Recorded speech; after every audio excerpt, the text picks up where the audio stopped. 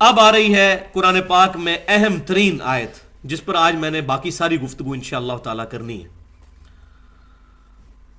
کہ اصل جرم جو ہے یہود و نصارہ کا وہ کیا تھا، اور اللہ کے نزدیک سب سے سینسٹیو ایشو کیا ہے۔ ان اللہ لا یغفر ان یشرک بہ، بے شک اللہ تعالیٰ اس گناہ کو تو ہرگز معاف نہیں کرے گا کہ اس کے ساتھ شرک کیا جائے، وَيَغْفِرُ مَا دُونَ ذَلِكَ لِمَن يَشَاءُ، اور اس کے علاوہ جتنے گناہ ہیں جس کے لیے چاہے گا معاف فرما دے گا۔ وَمَن يُشْرِكْ بِاللَّهِ، اور جو کوئی اللہ کے ساتھ شرک کرے، فَقَدِ افْتَرَى إِثْمًا عَظِيمًا، تو اس نے یقیناً بہت ہی عظیم گناہ کا ارتکاب کر لیا۔ یہ آیت اس صورت میں 2 دفعہ ریپیٹ ہوگی، یہ سورۃ النساء میں 48 نمبر آیت، پھر 116 بھی آئے گی، لیکن اس کی کنکلوژن تھوڑی سی ڈیفرنٹ ہوگی، وہ ہے ان اللہ لا یغفر ان یشرک بہ ویغفر ما دون ذلک لمن یشاء ومن یشرک باللہ فقد ضل ضلالا بعیدا، جو کوئی اللہ کے ساتھ شرک کرے گا تو بے شک وہ گمراہ ہوا، اور گمراہی میں بھی بہت دور جا کر گر پڑا۔ تو یہ وہ آیت ہے جس پر ایک جملہ میں اکثر بولا کرتا ہوں کہ شرک is the most sensitive issue in the sight of اللہ، اللہ کے حضور سب سے حساس معاملہ شرک کا ہے۔ اللہ تعالیٰ شرک کو کبھی بھی معاف نہیں فرمائے گا، اس کے علاوہ جتنے گناہ ہیں اگر چاہے گا، یہ بھی اوپن لائسنس نہیں، لیکن اگر چاہے گا تو معاف فرما دے گا۔ اب یہاں پر اس پر گفتگو کی جائے تو بہت زیادہ ٹائم چاہیے، اس میں میں ایک سجیسٹ ضرور کروں گا کہ ڈاکٹر اسرار احمد صاحب نے کئی دفعہ اس ٹاپک کے اوپر لیکچرز دیے ہیں، شرک اور اقسام شرک، اور ان کا سب سے آخری لیکچر جو ہوا تھا 2004 کے اندر انڈیا میں انہوں نے دیا تھا، جو پیس ٹی وی پہ بھی چلتا رہتا ہے، 3 گھنٹے کا۔ تو قطع نظر کہ ڈاکٹر اسرار صاحب سے کیا غلطیاں ہوئیں، ظاہر ہے کہ ان کے لیے پروفیسی کا عقیدہ تو ہم رکھتے نہیں ہیں، ہر انسان سے کسی نہ کسی معاملے میں غلطی ہو سکتی ہے، اللہ تعالیٰ ان کی غلطیاں معاف فرمائے۔ باقی جو انہوں نے شرک کے حوالے سے یقین جانے کہ جو کام کیا ہے اس لیکچر کے اندر، وہ اپنی مثال آپ ہے۔ شرک اور اقسام شرک یوٹیوب پہ بھی آپ کو مل جائے گا، وہ ڈیٹیل میں سننے کے لیے اس کو ضرور ہم سنیں۔ منتخب نصاب میں بھی انہوں نے تقریباً 4 گھنٹے کے لیکچر ریکارڈ کروائے تھے، 1 گھنٹے کے 4 لیکچر شرک اور اقسام شرک کے اوپر، تو وہ ضرور سن لیے جائیں۔ اچھی بات کسی کی بھی ہو وہ لے لینی چاہیے، بلکہ ہمیں تو یہ درس دیا گیا، صحیح بخاری کتاب الوکالہ چیپٹر میں انٹرنیشنل نمبرنگ کے مطابق 2311 نمبر حدیث ہے کہ آیت الکرسی کا وظیفہ شیطان نے دیا تھا، اور آپ صلی اللہ علیہ وسلم نے اس کو انڈورس کیا۔ سیدنا ابو ہریرہ رضی اللہ تعالیٰ عنہ سے فرمایا کہ ہے تو وہ جھوٹا تھا، لیکن اس نے بات سچی کی کہ جو شخص آیت الکرسی پڑھ کے رات کو سو جائے، صبح تک ایک فرشتہ اس کی حفاظت فرما کرتا ہے اللہ کی طرف سے۔ تو اللہ تعالیٰ اس پر ایک فرشتہ جو ہے وہ محافظ کے طور پر، نگہبان کے طور پر مسلط فرما دیتا ہے۔ تو یہاں پر میں انشاءاللہ تعالیٰ اس سے ریلیٹڈ کچھ چیزیں عرض کروں گا جو اہم ترین ہے، اور باقی ہماری ویب سائٹ کے اوپر بھی یہ ریسرچ پیپر ایکسکلوسیولی میں سمجھتا ہوں اس ٹاپک پہ امپورٹنٹ ترین ریسرچ پیپر ہے، دعا صرف اللہ ہی سے، 8 صفحوں کا، 4 ورقوں پر اور 8 صفحوں پر۔ توحید کے اوپر اصل ایشو اس وقت کیا چل رہا ہے، وہ ساری کی ساری چیزیں ڈیٹیل کے ساتھ مخالفین کے دلائل رکھ کر سامنے پازیٹیو انداز میں ایڈریس کی گئی ہیں۔ یہ پمفلٹ اکیلے بیٹھ کے نہیں لکھا گیا، جال حق سامنے کھول کے مفتی احمد جہاں نعیمی صاحب کی، جنہوں نے یا علی مدد اور یا شیخ عبد القادر جیلانی مدد کے اوپر دلائل دیے، وہ سارے دلائل سامنے رکھ کر اس کو لکھا گیا ہے کہ کس جگہ سے انہوں نے غلطی کھائی، ان کی تمام چیزیں پوائنٹ آؤٹ کی گئی ہیں۔ دعا صرف اللہ ہی سے۔ تو ہماری جو ویب سائٹ ہے ahlsunnatpak.com، یہ پاک فرقوں سے بھی پاک اور پاک فار پاکستان بھی، ahlsunnatpak.com میں شروع میں ہی جو لیفٹ پر آئیکن ہے ریسرچ پیپرز اور بکس والا، اس کے اندر یہ ہم نے الحمدللہ اپلوڈ بھی کر دیا ہوا ہے، دعا صرف اللہ ہی سے۔ تو اگر اس پر ایڈریس کیا جائے تو کم از کم 2 گھنٹے چاہیے، لیکن میں اس میں سے کچھ اہم چیزیں آپ کے سامنے آج پیش کرنا ضروری سمجھتا ہوں تاکہ ہمیں ایشو جو ہے وہ سمجھ آ جائے۔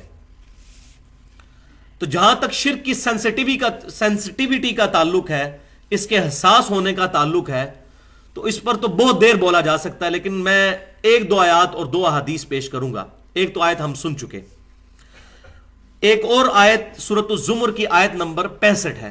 بسم اللہ الرحمن الرحیم، وَلَقَدْ أُوحِيَ إِلَيْكَ وَإِلَى الَّذِينَ مِنْ قَبْلِكَ لَئِنْ أَشْرَكْتَ لَيَحْبَطَنَّ عَمَلُكَ وَلَتَكُونَنَّ مِنَ الْخَاسِرِينَ، اور بے شک اے محبوب صلی اللہ علیہ وسلم، ہم نے آپ کی طرف بھی اور آپ سے پہلے جتنے بھی انبیاء گزرے ان کی طرف ایک وحی کی تھی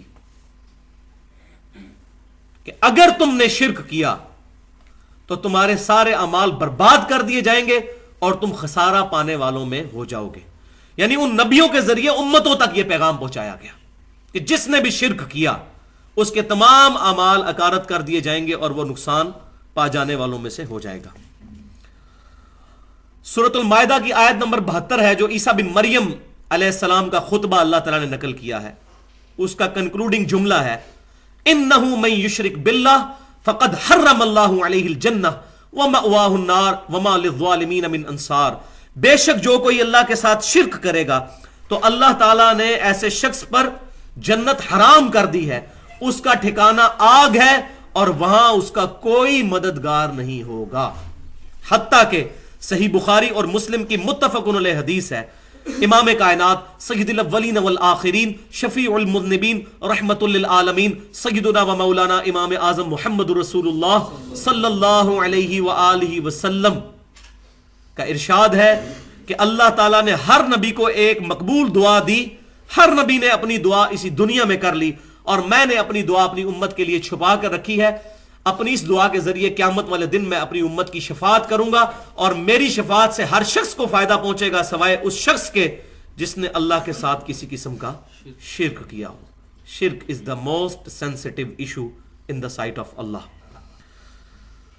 اور پھر صحیح مسلم کے اندر حدیث موجود ہے، کتاب الدعوات کے اندر، یہ بہت زبردست حدیث ہے، بڑی رکت انگیز حدیث ہے، سیدنا ابو ذر غفاری رضی اللہ تعالیٰ عنہ سے، جامعہ ترمذی میں بھی موجود ہے کتاب الدعوات میں، کہ اللہ تعالیٰ فرماتا ہے کہ اے میرے بندے، اگر تو زمین و آسمان گناہوں کے بھر کے آ جائے قیامت والے دن میری بارگاہ میں، اور تیرے نامہ اعمال میں اگر شرک کا گناہ نہ ہوا تو میں اس قدر مغفرت کے ساتھ تجھ سے ملاقات کروں گا۔ یہ اتنی بڑی بشارت ہے شرک سے بچنے۔ اب یہ نہ سمجھیے کہ شرک سے بچنا صرف یہی ہے کہ اللہ کے علاوہ کسی کے آگے ماتھا نہ ٹیکا جائے۔ شرک کی پھر آگے باریکیوں میں جائیں تو بہت زیادہ چیزیں ہیں، لیکن وہ شرک جلی جو کبھی معاف نہیں ہونا، وہ دو ہی چیزیں ہیں، ایاک نعبد و ایاک نستعین۔ باقی باریکی چیزیں جو آتی ہیں جو شرک خفی میں ہیں وہ قابل معافی ہیں، لیکن انبیاء کرام ان سے بھی پاک ہوتے ہیں۔ اسی لیے ابراہیم علیہ السلام کا جب بھی ذکر کیا گیا، ان کو جتنی بھی ڈگریاں دی گئی اینڈ پہ کیا فرمایا گیا؟ ما کان ابراہیم یہودی ولا نصرانی، ما کان ابراہیم یہودی ولا نصرانی، ابراہیم علیہ السلام نہ تو یہودی تھے اور نہ عیسائی تھے، ولکن کان حنیفا مسلما وما کان من المشرکین، بلکہ وہ سب سے ٹوٹ کر ایک اللہ کے ہو گئے تھے، اور سب سے بڑی خوبی ان کی کیا تھی؟ وما کان من المشرکین، وہ مشرکین میں سے نہیں تھے۔ قیامت والے دن سب سے بڑی ڈگری کسی شخص کے لیے ہے کہ اللہ تعالیٰ فرما دے کہ تو نے کسی قسم کا شرک نہیں کیا۔ قرآن پاک میں تو خواہش نفس کی پیروی کو بھی شرک کہا گیا۔ افرائیت من اتخذ الہہ ہوا، اے محبوب صلی اللہ علیہ وسلم اس شخص کو دیکھا ہے کہ جس نے اپنی خواہش نفس کو اپنا رب بنا لیا۔ جو شخص فجر کے وقت اپنی نیند کے پیچھے فجر کی نماز چھوڑ دے تو اس نے اپنی خواہش نفس کو اپنا خدا نہ بنا لیا۔ یہ بھی شرک کی ایک قسم ہے۔ یہ اس درجے کا شرک نہیں ہے کہ جو معاف نہیں ہوگا، ظاہر عقیدے میں تو وہ مسلمان ہی ہے، لیکن باریک سا شرک تو یہ بھی ہے۔ تو وما کان من المشرکین بہت بڑی ڈگری ہے۔ ابراہیم علیہ السلام کے بارے میں جب بھی یہ تعریف کی گئی تو آخری جملہ یہ کہا گیا وما کان من المشرکین بل ملت ابراہیم حنیفا وما کان من المشرکین۔ اے محبوب صلی اللہ علیہ وسلم آپ فرما دیجئے میں تو ابراہیم علیہ السلام کے دین پر ہوں جو سب سے ٹوٹ کر ایک اللہ کے ہو گئے تھے، حنیفہ تھے وہ۔ یہ امام ابو حنیفہ والا حنیفہ نہیں ہے، وہ ہے کے ساتھ ہے، یہ الف والا ہے، سب سے ٹوٹ کر ایک اللہ کا ہو جانے والا۔ وما کان من المشرکین، اور وہ مشرکین میں سے نہیں تھے۔ تو یہ سینسٹیوٹی کے اعتبار سے اب آ جائیں جو میں بات کر رہا تھا کہ دو چیزیں ہیں، ایاک نعبد و ایاک نستعین. دیکھیں یہ دونوں چیزیں اللہ تعالیٰ نے ایک آیت میں جمع فرمائی ہیں. کوئی راکٹ سائنس نہیں ہے، کسی بھی مکتبہ فکر کا ترجمہ کھول کر پڑھ لیں، اس کا سب نے یہی ترجمہ کیا ہے، اے اللہ ہم صرف تیری عبادت کرتے ہیں اور صرف تجھی سے مدد مانگتے ہیں. یہ سب نے یہی ترجمہ کیا ہوا. ایاک نعبد و ایاک نستعین. اس کے دو حصے ہیں ایک ہی آیت کے. ایاک نعبد، اے اللہ صرف تیری عبادت کرتے ہیں. تو عبادت کی جتنی شکلیں ہیں وہ خالصتاً اللہ کے لیے ہوں گی. نماز، روزہ، حج، زکوٰۃ، قربانی، نذر و نیاز، یہ تمام کی تمام چیزیں اللہ کے لیے خاص ہوں گی. تو یہ عبادت. اسی طریقے سے عبادت کی جتنی شکلیں ہیں، رکوع، سجدہ کرنا، یہ تمام کی تمام چیزیں اللہ کے لیے خالص کریں گے تو آپ کی عبادت مکمل ہوگی. الحمدللہ ایز فار ایز عبادت از کنسرنڈ، تاحال امت محمدیہ صلی اللہ علیہ وسلم اس شرک سے تو محفوظ ہے. یہ بعض لوگ جو توحید کی دعوت میں غلو کرتے ہوئے یہ کہتے ہیں کہ 11ویں شریف دینا یا اس طریقے سے سبیل لگانا محرم کی یہ شرک ہے، تو یہ شرک نہیں ہے، یہ بدعت ہے. شرک اس صورت میں ہوگا جب وہ یہ کہیں کہ ہم اللہ کے علاوہ کسی اور کے نام کی دے رہے ہیں. صرف بولنے سے نہیں ہے. مثال بولنے پہ تو میں کہتا ہوں یہ بال پوائنٹ میرا ہے، لیکن ہے تو اللہ کا نا، تو میری ملکیت اللہ تعالیٰ نے بنایا ہے. اسی طریقے سے اگر کوئی کہتا ہے کہ یہ غوث پاک کے نام کی نیاز ہے، شیخ عبد القادر جیلانی کے نام کی نیاز ہے، تو اس سے یہ پوچھا جائے گا کہ یہ نیاز آپ نے ان کے نام پر دی ہے یا اللہ کے نام پر دی ہے اور ثواب اس کو پہنچانا ہے؟ تو سارے یہی کہیں گے جی اللہ کے نام کی ثواب ان کو پہنچانا ہے. تو بھائی اس کو شرک کہنا تو ظلم ہے، بلکہ شرک اپنے اوپر لوٹ آئے گا. یہی وجہ ہے کہ ہم لوگ دعوت توحید صحیح دینے میں کامیاب نہیں ہو سکے. جو چیز اصل مسئلہ نہیں تھی اس کو مسئلہ بنایا، اور وہ پھر کہتے ہیں جناب آپ کے بزرگ بھی یہ لکھ گئے ہیں اور ان کے بزرگ بھی یہ لکھ گئے ہیں. اور وہ تو میں آج اگر پول کھولنا شروع کروں تو نہ بریلوی بچیں گے، نہ دیوبندی اور نہ اہل حدیث، کہ جن کے بزرگوں نے لکھا کہ یہ ختم دلوانا اور یہ فلاں کے سال ثواب کے لیے کرنا جائز ہے. داؤد راہ صاحب نے بھی نبی صلی اللہ علیہ وسلم کے وفات کے چیپٹر میں جو کتاب المغازی صحیح بخاری ہے اس میں لکھ دیا کہ یہ نظر و نیاز کرنا جائز ہے. بلکہ انہوں نے تو اتنا بڑا جملہ لکھا کہ اجماع ہے. پتہ نہیں کہاں اجماع ہوا ہے، کس بند کمرے کے اندر. یہ اب یہ بہت بڑے اہل حدیث عالم ہے. بریلوی دیوبندی تو ویسے ہی قائل ہیں. بریلوی 40واں تیجا نام کر کے کرتے ہیں، اور دیوبندی جو ہے وہ ان سے بچنے کے لیے اس کو دعا کہہ دیتے ہیں. کام وہی کر رہے ہوتے ہیں، نام جو مرضی رکھ لیں، کام وہی کر رہے ہوتے ہیں. تو بھائیو یہ تمام چیزیں ثابت نہیں ہیں. ایک جملہ میں بولوں گا. نبی صلی اللہ علیہ وسلم نے اپنے مبارک ہاتھوں سے اپنی 3 بیٹیاں دفن کی ہیں، جوان، شادی شدہ. کسی ضعیف حدیث سے کوئی ثابت کر دے کہ ان کا تیجا 40واں یا ختم دلوایا ہو یا دعا دلوائی ہو یا برسی کی ہو. ضعیف حدیث سے، صحیح حدیث نہیں مانگ رہے. اتنے ہم کانفیڈنٹ ہیں. جس طرح ہم کہتے ہیں کوئی ضعیف سند سے ثابت کر دے کہ صحابہ کرام یہ بغلوں میں بت رکھ کے آتے تھے تو اس لیے رفع دین شروع ہوا تھا. ضعیف حدیث سے ہی کو بتا دے، صحیح حدیث نہیں مانگتے. تو یہ اتنے بڑے بڑے جھوٹ پبلک کے اندر عام کیے ہوئے ہیں.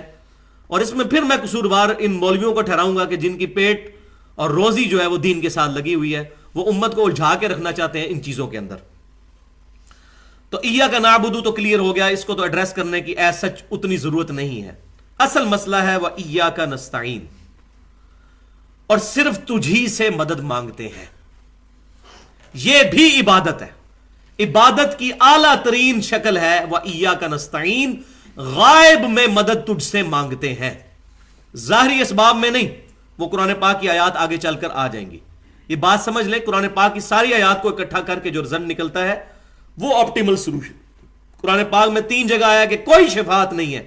پھر آیت الکرسی میں آ گیا من ذا الذی یشفع عندہ الا باذنہ، مگر اللہ کے اذن سے شفاعت ہو سکتی ہے. تو اب ساری آیتوں کو جوڑیں گے ہم تو پتہ چلے گا کہ خود کوئی شفاعت نہیں کر سکتا جس کو اللہ اذن دے. لیکن ایاک نستعین میں غائب میں مدد کے لیے پکارنا، اس کے تو اذن کے اوپر آیت کوئی بھی پورے قرآن کے اندر موجود نہیں ہے. اس سے ملتی جلتی بھی کوئی آیت موجود نہیں. یہاں کیٹاگوریکل ڈینائی ہے وَإِيَّاكَ نَسْتَعِينُ، صرف تیری مدد مانگتے ہیں. اور مدد کون سی؟ غائب میں مدد. اپروپریٹ ٹرانسلیشن بنے گی دعا صرف اللہ سے کرتے ہیں، غائب میں مدد کے لیے تجھے پکارتے ہیں. اس کو مثال سے سمجھیں. میرے سامنے بھائی بیٹھے ہیں، میں ان کو کہتا ہوں مجھے پانی پلا دیں، تو یہ اسباب ہے. قرآن پاک میں ہے وَتَعَاوَنُوا عَلَى الْبِرِّ وَالتَّقْوَى، نیکی اور پرہیزگاری کے کاموں میں ایک دوسرے کی مدد کرو. ظاہری اسباب نبی صلی اللہ علیہ وسلم نے بھی صحابہ کرام کو اختیار کیا. عیسیٰ علیہ السلام نے بھی آواز لگائی من انصاری اللہ, کون ہے جو اللہ کے لیے میری مدد کرے. تو یہ ظاہری اسباب کے طور پر حواریوں نے کہا نحن انصار اللہ, ہم ہیں اللہ تعالیٰ کے دین کے مددگار. تو یہ ظاہری اسباب کے طور پر. لیکن جس بھائی سے یہاں بیٹھے میں پانی مانگ رہا ہوں, یہ بھائی بغداد شریف میں ہو اور وہاں بھی قبر شریف کے اندر دفن ہو, اور میں یہ کہوں کہ بھائی مجھے پانی پلا دیں, وہی بات, وہی جملہ, وہی بندہ شرک ہو جائے گا, کیونکہ غائب میں پکار رہے ہیں. تو اپروپریٹ ٹرانسلیشن ایاک نستعین کی کیا بنی؟ دعا صرف اللہ ہی سے, غائب میں مدد کے لیے صرف تجھی کو پکارتے ہیں. لہذا اس مسئلے میں یہ بات یاد رکھیں کہ خصوصاً ہمارے بریلوی مکتبہ فکر کے جو بھائی ہیں, میں بھی خود 31 سال تک بریلوی رہا, اب میری 34 سال عمر ہے, ان کو یہ بتایا جاتا ہے کہ جو شخص سیدنا علی رضی اللہ تعالیٰ عنہ سے دعا نہیں مانگے گا, یہی بات شیعہ کو بھی بتائی جاتی ہے کہ جو حضرت علی سے دعا نہیں مانگے گا تو اس کو یہ کنسپٹ دیا جاتا ہے شاید وہ سیدنا علی کا گستاخ ہو جائے گا پھر, یا جو شیخ عبد القادر جیلانی رحمۃ اللہ علیہ سے مدد نہیں مانگے گا یا غوث اعظم دستگیر, تو شاید بزرگوں کا گستاخ ہو جائے گا. تو یہ اصل میں بیماری ہے جو ان کو بتائی جاتی ہے. اس کو کوئی نہیں ایڈریس کرتا کہ وہ بیچارے کیوں مدد کے لیے پکار رہے ہیں. ان کو بتایا یہ گیا ہے کہ اگر مدد کے لیے نہیں پکارو گے تو ان ہستیوں کے گستاخ بن جاؤ گے. واللہ چھوٹی سی بات اگر ان سے کر دیں تو ان کو یہ بات سمجھ آ جائے گی, کوئی مشکل کام نہیں ہے. لیکن اس کے لیے پھر فرقوں سے نکلنا پڑے گا. فرقوں میں آئیں گے پھر تو آپ مسلک بچائیں گے, دین نہیں بچے گا. سیدھی سی بات ہے. وہ کیا ہے, ان کو صرف یہ بات پوچھ لیں ساروں سے, جو لوگ بھی اس قسم کے کام کر رہے ہیں, بریلوی ہوں, دیوبندی ہوں, اہل حدیث ہوں, شیعہ ہوں, کوئی بھی ہو, اس سے صرف یہ بات پوچھئے کیا اللہ کے علاوہ کسی کی عبادت ہو سکتی ہے؟ مجھے بتائیں کوئی بھی مسلمان اس روئے ارض پہ کسی بھی مکتبہ فکر کا یہ بات کہنے کے لیے تیار ہے کہ اللہ کے علاوہ کسی کی عبادت ہو سکتی ہے؟ کوئی نہیں, کوئی بھی نہیں کہے گا. تو اس کو کہیں کہ بھائی دعا بھی عبادت کی ایک قسم ہے, اور آپ کو یہ بات پتہ ہے کہ یہ اعلیٰ ترین قسم ہے عبادت کی. وہ آگے میں دلائل بھی قرآن پاک سے اور حدیث سے دوں گا. تو دعا ہے عبادت, عبادت اللہ کے علاوہ کسی کی ہو نہیں سکتی. تو اب یہ بتاؤ کہ سیدنا علی سے دعا کرنا جائز ہے؟ واللہ کتنے لوگوں کو بتایا, انہوں نے کہا جی نہیں واقعی یہ ناجائز ہے. مسئلہ تو ان کو بتایا جائے کہ اصل مسئلہ اٹکا کہاں پہ ہوا ہے ان کا. وہ اس کو گستاخی سمجھ رہے ہیں, اور پھر ان کو مثال کے طور پر وہ سنن ابن ماجہ کی حدیث بتائیں. نبی صلی اللہ علیہ وسلم کو ایک صحابی نے آ کے سجدہ کیا. آپ صلی اللہ علیہ وسلم نے فرمایا کتاب النکاح چیپٹر میں, اپنا سر اٹھاؤ, اگر میں سجدے کو جائز سمجھتا تو بیویوں سے کہتا کہ اپنے خاوندوں کو سجدہ کریں اس حق کے سبب جو اللہ تعالیٰ نے ان کو دیا ہے, خاوندوں کو اپنی بیویوں کے اوپر. تو آپ صلی اللہ علیہ وسلم نے سجدے سے روک دیا. آپ صلی اللہ علیہ وسلم نے معاذ اللہ استغفر اللہ اپنی گستاخی کروائی. اس صحابی نے تو حضور کی عزت کے لیے آپ صلی اللہ علیہ وسلم کو سجدہ کیا تھا. تو اگر یہ گستاخی والا فارمولہ مان دیا جائے تو حضور نے خود اپنی گستاخی کروائی, منع کر دیا. یا آپ کو تو کہنا چاہیے تھا عشق دے چلے نمبر لے گئے عقل والے تو انجے ہی عمرہ گالیاں, یہ کہہ دینا چاہیے تھا.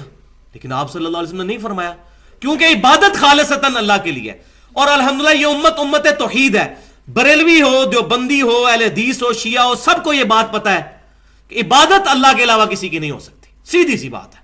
یہ بہت بڑا ایسٹ ہے ہماری امت کے پاس, یہ سب کو کلیئر ہے الحمدللہ. ہم بتا نہیں سک رہے کہ مسئلہ اصل میں کیا ہے, کہ دعا بھی عبادت ہے, اللہ کے علاوہ کسی اور کی نہیں ہو سکتی.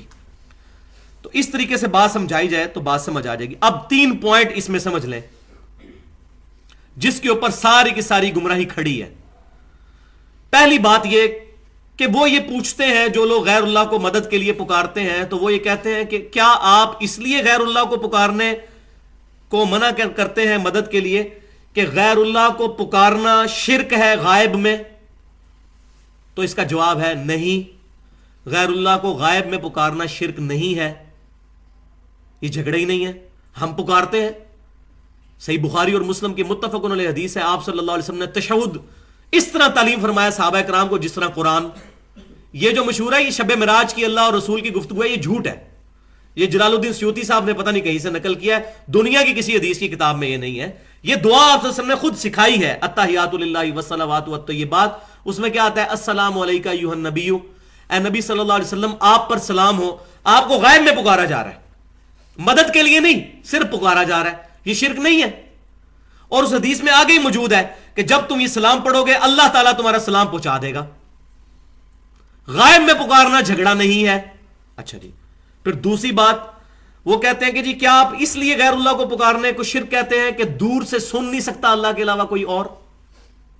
جس کو نیند آ رہی ہے نا کھڑا ہو جائے، اس سے پہلے کہ میں درس بند کر دوں، اتنا بڑا ایشو میں ایڈریس کر رہا ہوں، اور یہ میں بہت بڑا جملہ بولنے لگوں، اس کو کسی نے بھی اس طریقے سے ایڈریس نہیں کیا۔ اٹھا کے دیکھ لیں سارے توحید والوں کے لیکچر، ان کو مسئلہ ہی نہیں پتا کہ اس وقت کیا ہے۔ یہ مسئلہ وہ بتائے گا جو اس گمراہی سے نکل کر آیا۔ تو وہ یہ پوچھیں گے کیا آپ اس لیے اس کو شرک کہتے ہیں کہ دور سے کوئی سن نہیں سکتا؟ نہیں، یہ وجہ بھی نہیں ہے۔ قرآن پاک میں موجود ہے سیدنا سلیمان علیہ السلام نے بہت دور سے چیونٹیوں کے آپس میں گفتگو کی آواز سن لی تھی، اللہ تعالیٰ چاہے تو سنا سکتا ہے، یہ مسئلہ ہی نہیں ہے۔ پھر تیسری بات وہ کریں گے کہ کیا آپ اس لیے اس کو شرک کہہ رہے ہیں کہ اللہ تعالیٰ کسی کو اذن نہیں دے سکتا مدد کا؟ تو اس کا بھی جواب ہے نہیں، یہ بھی وجہ نہیں ہے۔ اب آپ پریشان ہوں گے پھر وجہ کیا ہے؟ یہ بھی وجہ نہیں ہے۔ اللہ تعالیٰ چاہے تو اذن دے سکتا ہے۔ سیدنا میکائیل علیہ السلام کی ڈیوٹی نہیں ہے بارش برسانے کی، جبرائیل علیہ السلام کی ڈیوٹی نہیں تھی وہی لانے کی، فرشتوں کی ڈیوٹیاں نہیں لگی ہوئی ہیں؟ صحیح بخاری میں حدیث نہیں کہ جو آیت الکرسی پڑھتا ہے اللہ تعالیٰ ایک فرشتہ اس کے اوپر محافظ کے طور پر مقرر فرما دیتا ہے؟ تو اذن دیا ہوا نا حفاظت کرنے کا، تبھی حفاظت کرتا ہے نا۔ اور نکھٹو سا فرشتہ تو نہیں کوئی ہوتا، اس کے پاس اختیار بھی تو ہوتا ہے نا اللہ کے اذن سے۔ یہ بھی جھگڑا نہیں ہے۔ تو جھگڑا کیا ہے؟ صرف ایک، غائب میں مدد کے لیے پکارنا۔ غائب میں پکارنا شرک نہیں ہے، بلکہ قرآن و حدیث سے ثابت ہے۔ جہاں جہاں ثابت ہے وہاں تو سنت ہوگی، جہاں ثابت نہیں بدعت کہیں گے، شرک نہیں ہوگا۔ دور سے سننے والا بھی ایشو نہیں ہے، اللہ تعالیٰ چاہے تو سنا سکتا ہے۔ اسی طریقے سے وہ بھی جہاں جہاں ثابت ہے، جیسے بخاری و مسلم کی متفق علیہ حدیث ہے جب مردے کو دفنا کے جاتے ہیں تو وہ جانے والوں کے قدموں کی آواز بھی سنتا ہے، اللہ مردے کو بھی سنا سکتا ہے۔ تیسرا، اذن والا چکر بھی نہیں، فرشتوں کی اللہ تعالیٰ نے ڈیوٹیاں لگائی ہوئی ہیں۔ مسئلہ یہ ہے کہ فرشتوں کو پکار نہیں سکتے، فرشتوں کو پکاریں گے تو خالصتاً شرک ہو جائے گا۔ یہ جھگڑا ہے ہی نہیں کہ اختیار ہے یا نہیں ہے، سیدنا علی کو اختیار ہو یا نہ ہو، شیخ عبد القادر جیلانی رحمۃ اللہ علیہ کو اختیار ہو یا نہ ہو، یا کسی بھی نبی کو یا جن کو فرشتے کو اختیار ہو یا نہ ہو، اس سے فرق ہی نہیں پڑتا۔ اصل مسئلہ یہ ہے کہ غائب میں مدد کے لیے پکارنا شرک ہے۔ سب سے بڑا مشکل کشا اس وقت سورج ہے۔ سائنٹیفک فیلڈ کے لوگ سمجھتے ہیں پوری دنیا کا نظام سورج کی وجہ سے چل رہا ہے۔ سورج کی وجہ سے زمین پہ موسم تبدیل ہوتے ہیں، سمندروں کا پانی ویپریٹ ہو کر گلیشیئرز کی شکل میں پانی جمع ہوتا ہے پہاڑوں پر، وہاں سے وہ چلنا شروع ہوتا ہے۔ پوری دنیا کا نظام، پودے اپنی خوراک سورج کی روشنی سے بناتے ہیں فوٹو سنتھسس کے ذریعے، پودوں کو جانور کھاتے ہیں، ہم جانوروں کو کھاتے ہیں، پورا سسٹم سورج کی وجہ سے چل رہا ہے۔ تو ہم کیا کہیں گے؟ المدد یا سورج؟ سورج کو پکارنا شرک ہے۔ سورج نہیں نکلے گا اللہ کو پکاریں گے، سورج نکلے گا اور بارشیں نہیں ہوں گی اللہ کو پکاریں گے۔ یہ مسئلہ یہ ہے، اس کو سمجھ لیں، غائب میں مدد کے لیے پکارنا شرک ہے۔ وَإِيَّاكَ نَسْتَعِينُ۔ لہٰذا یہ جو جنید جمشید صاحب نے ایک دیوبند کے مفتی کی جو نعت پڑھی، فرشتوں یہ پیغام دے دو کہ خادم تمہارا سعید آ رہا ہے، یہ شرکیہ جملہ ہے۔ فرشتے کو پکارنا بھی غائب میں شرک ہے۔ فرشتوں بے شک اللہ تعالیٰ نے ان کو ڈیوٹی پہ مامور کیا ہے، سنن نسائی میں صحیح حدیث ہے کہ زمین پہ کچھ فرشتے سیاحت کرتے ہیں اور میرے امتیوں کا سلام میرے تک پہنچاتے ہیں، لیکن فرشتوں کو پکار نہیں سکتے۔ ہم کیا کہتے ہیں؟ اللہم صلی علی محمد، اے اللہ آپ محمد صلی اللہ علیہ وسلم پر دروشی بھیجیں۔ فرشتوں کو پکارنا شرک ہو جائے گا۔ تو یہ بات سمجھ لیں، فرشتوں کو یہ نہیں کہہ سکتے فرشتوں بارش برسا دو کہ گرمی کا موسم قریب آ رہا ہے، یہ شرک ہو جائے گا۔ تو اس مسئلے میں بہت احتیاط کی ضرورت ہے۔ تو یہ اصل مسئلہ ہے جو میں نے آپ کو بتایا، جو اصل پرابلم ہے۔ اب اس میں دو مثالیں صحیح بخاری اور صحیح مسلم سے پیش کر دیتا ہوں، دونوں کو بلکہ یکجا کر کے بیان کر دیتا ہوں۔ بخاری و مسلم میں، صحیح بخاری کتاب المغازی چیپٹر میں اور صحیح مسلم میں کتاب الامارہ چیپٹر میں، کہ 70 صحابہ کو دھوکے سے شہید کیا گیا۔ تو وہ جب صحابہ شہید ہونے لگے تو انہوں نے کہا اے اللہ ہمارے نبی کو ہمارے حال کی خبر کر دے کہ ہم تجھ سے مل چکے اس حال میں کہ تو ہم سے راضی، ہم تجھ سے راضی۔ نبی صلی اللہ علیہ وسلم مدینہ شریف میں بیٹھے ہوئے، اللہ تعالیٰ نے جبریل علیہ السلام کو بھیجا اور پھر آپ صلی اللہ علیہ وسلم نے فرمایا کہ میرے پاس ابھی وحی آئی ہے اور مجھے بتایا گیا کہ تمہارے ساتھیوں کو دھوکے سے شہید کر دیا گیا، اور انہوں نے شہید ہوتے وقت یہ دعا کی۔ نبی صلی اللہ علیہ وسلم دنیا میں موجود ہے، کسی صحابی نے نہیں کہا یا رسول اللہ انظر حالنا یا حبیب اللہ اسمع قالنا، ان کو پتا تھا یہ شرک ہے۔ آپ صلی اللہ علیہ وسلم دنیا میں موجود ہے، صحابہ نے آپ صلی اللہ علیہ وسلم کو نہیں پکارا بلکہ کہا اے اللہ ہمارے نبی کو ہمارے حال کی خبر کر دے۔ کیوں نہیں پکارا؟ ان کی تربیت ہی یہ نہیں ہوئی تھی۔ تو آج بھی یہ بات نہیں کہی جائے گی، اس وقت نہیں کہی جب نبی صلی اللہ علیہ وسلم دنیا میں موجود تھے۔ ابھی تو عالم برزخ میں زندہ ہے، دنیا سے چلے گئے ہیں، ہماری کوئی کمیونیکیشن ڈائریکٹ ان کے ساتھ نہیں، اللہ تعالیٰ ہمارا درود و سلام ان تک پہنچاتا ہے۔ اس وقت صحابہ کرام نے نہیں پکارا۔ میں سمجھتا ہوں یہ ایک مثال کافی ہے اس کو بات کو سمجھنے کے لیے۔ تو دعا عبادت ہے، اس پر کچھ آیات جو ہے وہ میں اس میں بیان کرنا ضروری سمجھتا ہوں تاکہ یہ بات سمجھ آ جائے۔ تو اس سے پہلے یہ بات سمجھ لیں کہ اگر قرآن کی یہ شروع میں آیت آ گئی نا ایاک نعبد و ایاک نستعین، تو سورۃ النساء کی آیت نمبر 82 ہے کہ قرآن اگر اللہ کے علاوہ کسی اور کی طرف سے نازل ہوا ہوتا تو تم اس میں بہت زیادہ کنٹراڈکشن، اختلاف پاتے۔ اتنی موٹی کتاب کو بندہ لکھے نا تو وہ بھول جائے گا میں پہلے صفحے پہ کیا لکھ کے آیا ہوں، آگے جا کے ہوتا ہے اس کے الٹ ہی کچھ لکھ دے۔ تو اللہ تعالیٰ نے فرمایا کہ یہ اس کا غلطیوں سے پاک ہونا اس چیز کی نشانی ہے کہ یہ اللہ کا کلام ہے۔ بھائیو اگر قرآن کے شروع میں آیا نا ایاک نعبد و ایاک نستعین، پورے قرآن میں کوئی آیت نہیں پھر آپ کو ملے گی جس سے یا علی مدد یا شیخ عبد القادر جیلانی مدد ثابت ہو جائے، کیونکہ قرآن میں اختلاف نہیں ہوگا۔ اور حدیثیں اگر ملے تو ویسے ہی قرآن پہ پیش کی جائیں گی، سیدھی سی بات ہے۔ کوئی صحیح حدیث قرآن کے خلاف نہیں ہو سکتی۔ یہ ہمارا ٹچ سٹون ہے، کسوٹی ہے جو سنیاروں نے رکھی ہوتی ہے نا، ٹچ سٹون اس کو کہتے ہیں۔ اس پر پرکھا جائے گا تمام چیزوں کو۔ یہ اللہ کی کتاب، انا نحن نزلنا الذکر وانا لہ لحافظون۔ تو دعا عبادت ہے، اس کے لیے یہ ایک آیت بہت زبردست سورۃ البقرہ آیت نمبر 186، بسم اللہ الرحمن الرحیم وَإِذَا سَأَلَكَ عِبَادِي عَنِّي فَإِنِّي قَرِيب۔ اے محبوب صلی اللہ علیہ وسلم میرے بندے آپ سے پوچھتے ہیں میرے بارے میں تو ان سے فرمائیے میں تمہارے بالکل قریب ہوں۔ اجیب الدعوۃ الداع اذا دعان، پکارنے والے کی پکار کو سنتا ہوں جب وہ مجھے پکارے۔ فَلْيَسْتَجِيبُوا لِي، تو ان کو بھی چاہیے کہ وہ میرا حکم مانے، وَلْيُؤْمِنُوا بِي لَعَلَّهُمْ يَرْشُدُونَ، اور مجھ پر ایمان لائیں تاکہ یہ فلاح پا جائیں، رشد و ہدایت پا جائیں۔ تو اس آیت کے اندر بالکل کلیئر کٹ اللہ تعالیٰ نے ارشاد فرمایا کہ جب میرے بندے آپ سے میرے بارے میں پوچھتے ہیں تو فرمائیے میں تمہارے بالکل قریب ہوں، دعا کرنے والے کی دعا قبول کرتا ہوں۔ تو ان کو چاہیے کہ میرا حکم مانے، مجھ پر ایمان لانے کا حق ہی یہی ہے تاکہ یہ کامیاب ہو سکیں۔ تو اس میں بھی دعا کی طرف ترغیب دلائی گئی کہ اللہ سے صرف مانگنی ہے۔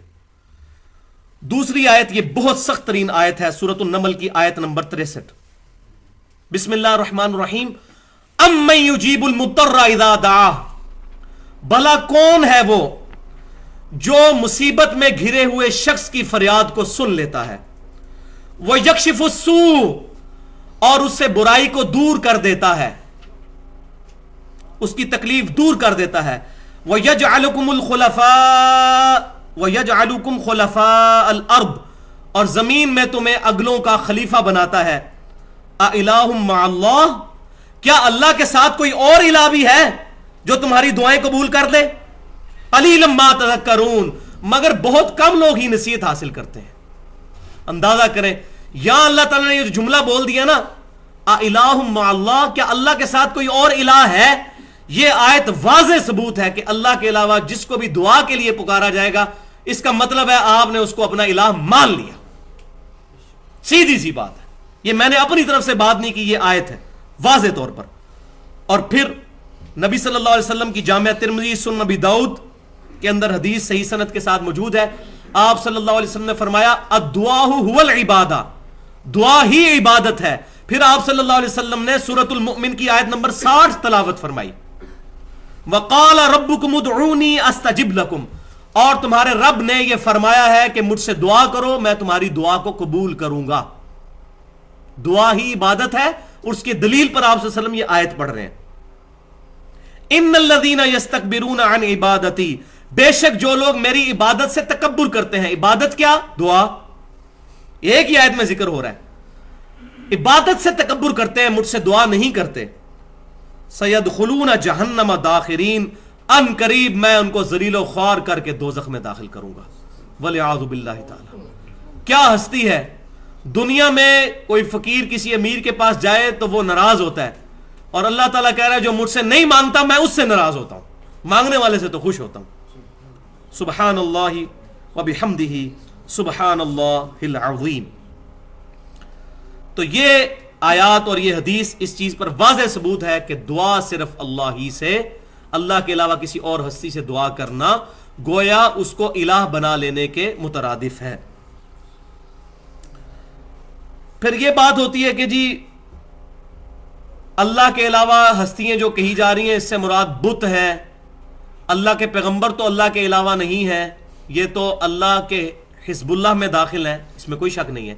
لیکن توحید کے معاملے میں من دون اللہ میں انبیاء بھی شامل ہیں، فرشتے بھی شامل ہیں، اور جن بھی شامل ہیں. ہر وہ ہستی جس کو اللہ کے مقابلے پر الہ بنا لیا جائے. تو اس پہ میں بڑی ڈیٹیل سے گفتگو کر سکتا ہوں، لیکن یہ ایک آیت میں ضروری سمجھتا ہوں، سورۃ المائدہ کی آیت نمبر 75 اور 76. مل مسیح ابن مریم الا رسول، عیسیٰ بن مریم تو نہیں تھے مگر ایک رسول ہی.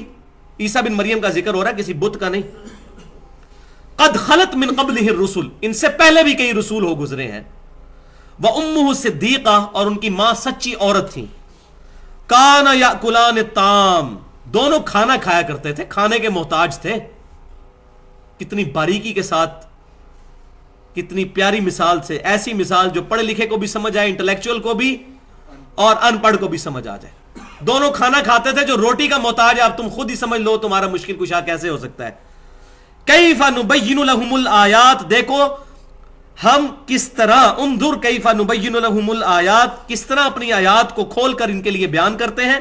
ثم انظر انا یؤفکون، پھر ان کو بھی دیکھو یہ کیسے الٹے پھرے جاتے ہیں.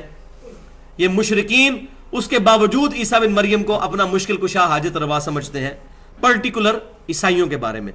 قل اتعبدون من دون اللہ، اے محبوب صلی اللہ علیہ وسلم آپ فرما دیجئے کیا تم اللہ کے علاوہ ان کی عبادت کر رہے ہو؟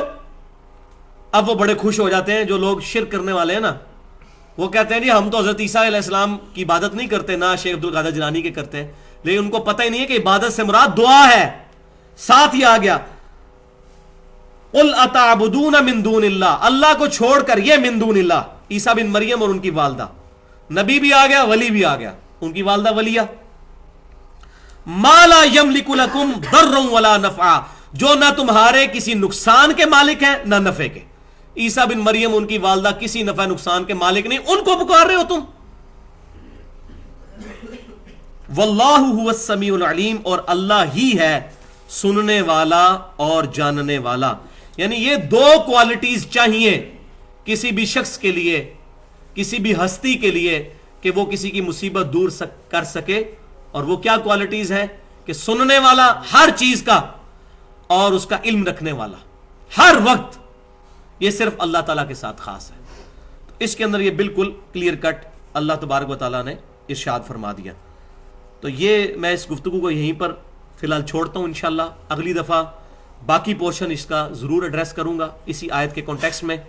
ان اللہ لا یغفر ان یشرک بہ ویغفر ما دون ذلک لمن یشاء، بے شک اللہ تعالیٰ اس گناہ کو کبھی معاف نہیں کرے گا کہ اللہ کے ساتھ کسی قسم کا شرک کیا، اس کے علاوہ جتنے گناہ ہیں معاف کر دے گا جس کے لیے چاہے گا.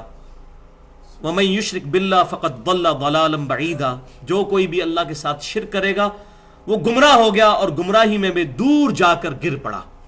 تو اس میں ابھی کافی شبہات رہتے ہیں، وہ اگلی دفعہ انشاءاللہ تعالی میں ایڈریس کروں گا. ابھی پہلا پورشن اس کا مکمل ہوا ہے کہ دعا عبادت ہے. اگلا پورشن ہوگا 4 بڑے بڑے شبہات، اشکالات، جس کو بنیاد بنا کر لوگوں کو کہا جاتا ہے کہ غیر اللہ کو پکارنا دیکھو ان آیتوں سے ثابت ہوتا ہے. تو وہ انشاءاللہ میں ایڈریس کروں گا. اور اس کے بعد تیسرا اور آخری اس میں کنکلوڈنگ پورشن ہوگا، وہ ہے کہ کیا کلمہ گو مسلمان بھی شرک کر سکتا ہے؟ کیونکہ یہ بڑا راگ لاپا جاتا ہے کہ جو ایک دفعہ کلمہ پڑھ لے پھر وہ مشرک ہو ہی نہیں سکتا، جو مرضی کر لے. تو یہ بہت بڑا ظلم ہے. تو وہ ہم احادیث سے، قرآن پاک کی آیات سے بالکل واضح بتائیں گے کہ ہاں کلمہ گو بھی شرک کر سکتا ہے.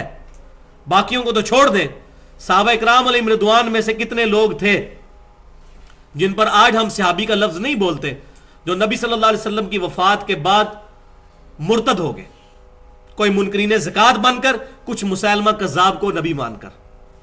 تو ایسا بھی ہوا ہے. آپ صلی اللہ علیہ وسلم کی مبارک زندگی میں، بخاری مسلم کی حدیث ہے، متفق علیہ حدیث، آپ کا کاتب وحی تھا جو وحی آپ کے لیے لکھا کرتا تھا، وہ مرتد ہو گیا تھا، عیسائی ہو گیا تھا. جب مر گیا زمین میں دفناتے تھے، زمین اس کو قبول ہی نہیں کرتی تھی.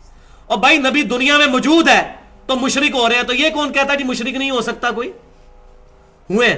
تو وہ انشاءاللہ میں ڈیٹیل سے اگلی دفعہ مزید، میرا خیال ہے آدھا گھنٹہ اس ٹاپک کے اوپر لگے گا. میں چاہ رہا ہوں یہ پرٹیکولر ہمارا تمام چیزیں ریکارڈنگ میں آ جائیں. سبحانک اللہم و بحمدک، اشہد ان لا الہ الا انت، استغفرک و اتوب الیک. جو حق بات میں نے کی ہمارے دلوں میں راسخ فرمائے، اگر کوئی غلط بات منہ سے نکلی تو ہمارے دلوں سے محو کر دے. وما علینا الا البلاغ المبین. تو آج حصہ نمبر 2 پر پہلے گفتگو کریں گے. جو میں نے بتایا تھا کہ 4 بڑے بڑے شبہات ہیں جس کی بنیاد پر وہ لوگ جو کہ اللہ کے علاوہ اور ہستیوں کو غائب میں مدد کے لیے پکارتے ہیں، وہ ان چیزوں کو سہارے کے طور پر استعمال کرتے ہیں. ان کو 4 بڑے اشکالات کہہ لیں، ایمبیگوٹیز کہہ لیں، یا شبہات کہہ دیں.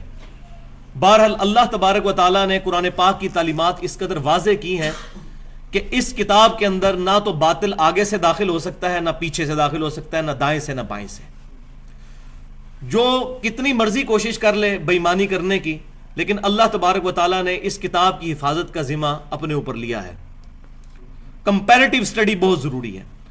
اگر ایک قادیانی پوری زندگی صرف قادیانیوں کی باتیں سنتا رہے گا، اس کو کبھی بھی ختم نبوت سمجھ نہیں آئے گی.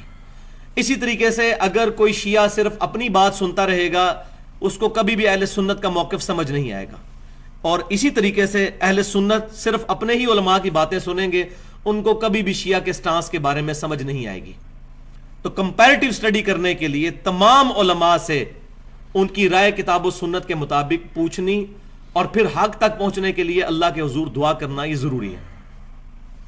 تو وہ 4 بڑے شبہات، اشکالات کیا ہیں، اس کو ایڈریس کریں گے. اور پھر اس کا آخری حصہ، تیسرا اور آخری حصہ، کہ کیا کلمہ گو مسلمان بھی شرک کر سکتا ہے کہ نہیں. کیونکہ آج بہت زیادہ یہ راگ الاپا جا رہا ہے، اور بڑے بڑے علماء جو ہیں وہ بڑی بڑی توحید کانفرنسیں کر کے لوگوں کو یہ بتا رہے ہیں کہ شرک تو 1400 سال پہلے ختم ہو چکا ہے، لہٰذا اب کوئی پریشانی اور ٹینشن کی ضرورت نہیں ہے. تو انشاءاللہ اس کو بھی آج ایڈریس کیا جائے گا. تو پہلے حصہ نمبر 2 جو ہے 4 بڑے اشکالات وہ کیا ہیں، اس کو میں انشاءاللہ ایڈریس کرتا ہوں. تو اس میں اشکال نمبر 1 یہ ہے کہ نیک اعمال جو ہیں یہ اللہ تعالیٰ کی مدد کا ذریعہ ہے. اس پر قرآن پاک سے آیات پیش کی جاتی ہیں، اور پھر کہا جاتا ہے کہ نیک اعمال بھی چونکہ غیر اللہ ہیں، لہٰذا غیر اللہ سے مدد مانگنا جائز ٹھہرا. حالانکہ قرآن پاک کا جو ادنا سا بھی اسٹوڈنٹ ہے میری طرح کا، اگر ان آیات کو پڑھ لے تو اس کو خود بخود کنسیپٹ کلیئر ہو جائے گا کہ یہ آیات کس کانٹیکسٹ کے اندر آئی ہیں. اس میں جو سب سے مشہور آیت پیش کی جاتی ہے سورۃ البقرہ کی آیت نمبر 153. بسم اللہ الرحمن الرحیم. یا ایھا الذین آمنوا استعینوا بالصبر والصلاۃ. اے ایمان والو، مدد چاہو نماز اور صبر کے ذریعے. لیکن یہ پوری آیت اگر پڑھ لی جائے تو چور دروازہ خود ہی بند ہو جائے گا. ان اللہ مع الصابرین، بے شک اللہ تعالیٰ ساتھ ہے صبر کرنے والوں کے. کیا مطلب؟ جو شخص صبر کرتا ہے اللہ تعالیٰ کی مدد اس کی شامل حال ہوتی ہے. وَاسْتَعِینُوا بِالصَّبْرِ وَالصَّلَاةِ کا یہ مطلب نہیں ہے کہ نماز اور صبر کو مدد کے لیے پکارا جائے. اس کا مطلب ہے نماز اور صبر کے ذریعے ان اعمال کو وسیلہ بنا کر اللہ کے حضور دعا کی جائے. اگر یہ غیر اللہ سے مدد مانگنا ہو تو پھر یہ کہنا جائز ہوا، المدد یا صبر، المدد یا نماز. یہ کوئی بیوقوف بھی نہیں کہتا. پھر ان آیات کو یا علی مدد اور یا شیخ عبد القادر جیلانی مدد کے طور پر پیش کرنا اس سے بڑی کوئی بیوقوفی نہیں ہے. تو قرآن پاک اپنی حفاظت خود کرتا ہے. اے ایمان والو، نماز اور صبر کے ذریعے اللہ کی مدد چاہو. ان اللہ مع الصابرین، بے شک اللہ تعالیٰ کی مدد ساتھ ہے صبر کرنے والوں کے. اسی طریقے سے ایک مشہور حدیث پیش کی جاتی ہے صحیح مسلم میں کہ سیدنا ربیعہ بن کعب رضی اللہ تعالیٰ عنہ جو نبی صلی اللہ علیہ وسلم کو وضو کروایا کرتے تھے، آپ صلی اللہ علیہ وسلم نے ایک دن ان پر شفقت فرمائی اور فرمایا کہ ربیعہ مانگ، کیا مانگتا ہے؟ تو انہوں نے کہا یا رسول اللہ صلی اللہ علیہ وسلم میں آپ سے جنت میں آپ کا پڑوس مانگتا ہوں۔ تو آپ صلی اللہ علیہ وسلم نے فرمایا کہ اس کے علاوہ بھی کچھ اور مانگنا چاہتا ہے تو مانگ۔ تو انہوں نے کہا یا رسول اللہ صلی اللہ علیہ وسلم مجھے جنت میں آپ کا پڑوس مل جائے، اس سے بڑھ کر مجھے کسی اور دولت کی ضرورت نہیں ہے۔ الحمدللہ۔ تو آپ صلی اللہ علیہ وسلم نے پھر ارشاد فرمایا پھر سجدوں کے ذریعے میری مدد کر، یعنی میری دعا تیرے لیے شامل حال ہوگی لیکن نیک اعمال کے ذریعے، سجدوں کے ذریعے میری مدد کر۔ اور ساتھ ہی اس کے صحیح مسلم، امام مسلم رحمۃ اللہ علیہ وہ حدیث لے کر آئے ہیں کہ ایک صحابی نے نبی صلی اللہ علیہ وسلم سے پوچھا کہ بتائیے کہ مجھے کوئی ایسا کام بتا دیجئے جو مجھے اللہ تبارک و تعالیٰ کی جنت میں لے جائے۔ 3 دفعہ پوچھنے پر آپ صلی اللہ علیہ وسلم نے ایک ہی جواب ارشاد فرمایا تم سجدے بہت زیادہ کیا کرو، ہر سجدہ اللہ کے حضور تیرا ایک درجہ بلند کر دے گا اور تیرا ایک گناہ معاف کر دے گا۔ اب ان دونوں حدیثوں کو جوڑ لیں، اوپر تلے حدیثیں ہیں صحیح مسلم میں یہ کہ نیک اعمال جنت میں پہنچنے کا ذریعہ ہے۔ اس کو اس کانٹیکسٹ میں پیش کرنا کہ نبی صلی اللہ علیہ وسلم سے انہوں نے جنت مانگی اور آپ صلی اللہ علیہ وسلم نے عطا فرما دی، یہ بالکل بے وقوفی ہے۔ اور ویسے بھی یہ غائب میں پکارنا تو ہے نہیں، انہوں نے نبی صلی اللہ علیہ وسلم سامنے موجود تھے، ان سے ریکویسٹ کی۔ آپ صلی اللہ علیہ وسلم نے فرمایا کہ جنت تو تمہیں ملے گی لیکن نیک اعمال کے ذریعے میری مدد کرو، یعنی نیک اعمال تمہارے شامل حال ہوں، پھر میری دعا کیٹالسٹ کا کام کرے گی اور اللہ تعالیٰ سجدوں کی برکت سے تمہیں جنت میں میرا پڑوس عطا فرما دے گا۔ اسی طریقے سے صحیح بخاری میں ایک حدیث پیش کی جاتی ہے کتاب الرقاق چیپٹر کے اندر، سیدنا ابو ہریرہ رضی اللہ تعالیٰ عنہ حدیث قدسی روایت کرتے ہیں نبی صلی اللہ علیہ وسلم سے کہ اللہ تبارک و تعالیٰ ارشاد فرماتا ہے جو انسان میرے کسی ولی کے ساتھ دشمنی رکھے میرا اس کے خلاف اعلان جنگ ہے،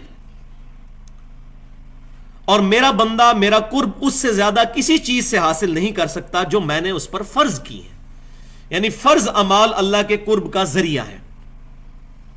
میرا بندہ نوافل کے ذریعے میرا قرب حاصل کر لیتا ہے حتیٰ کہ میں اس سے محبت کرنے لگتا ہوں، جب میں اس سے محبت کرنے لگتا ہوں تو میں اس کا کان بن جاتا ہوں جس سے وہ سنتا ہے، اور میں اس کی آنکھ بن جاتا ہوں جس سے وہ دیکھتا ہے، اور میں اس کا ہاتھ بن جاتا ہوں جس سے وہ پکڑتا ہے، اور میں اس کا پاؤں بن جاتا ہوں جس سے وہ چلتا ہے۔ سبحان اللہ، سبحان اللہ۔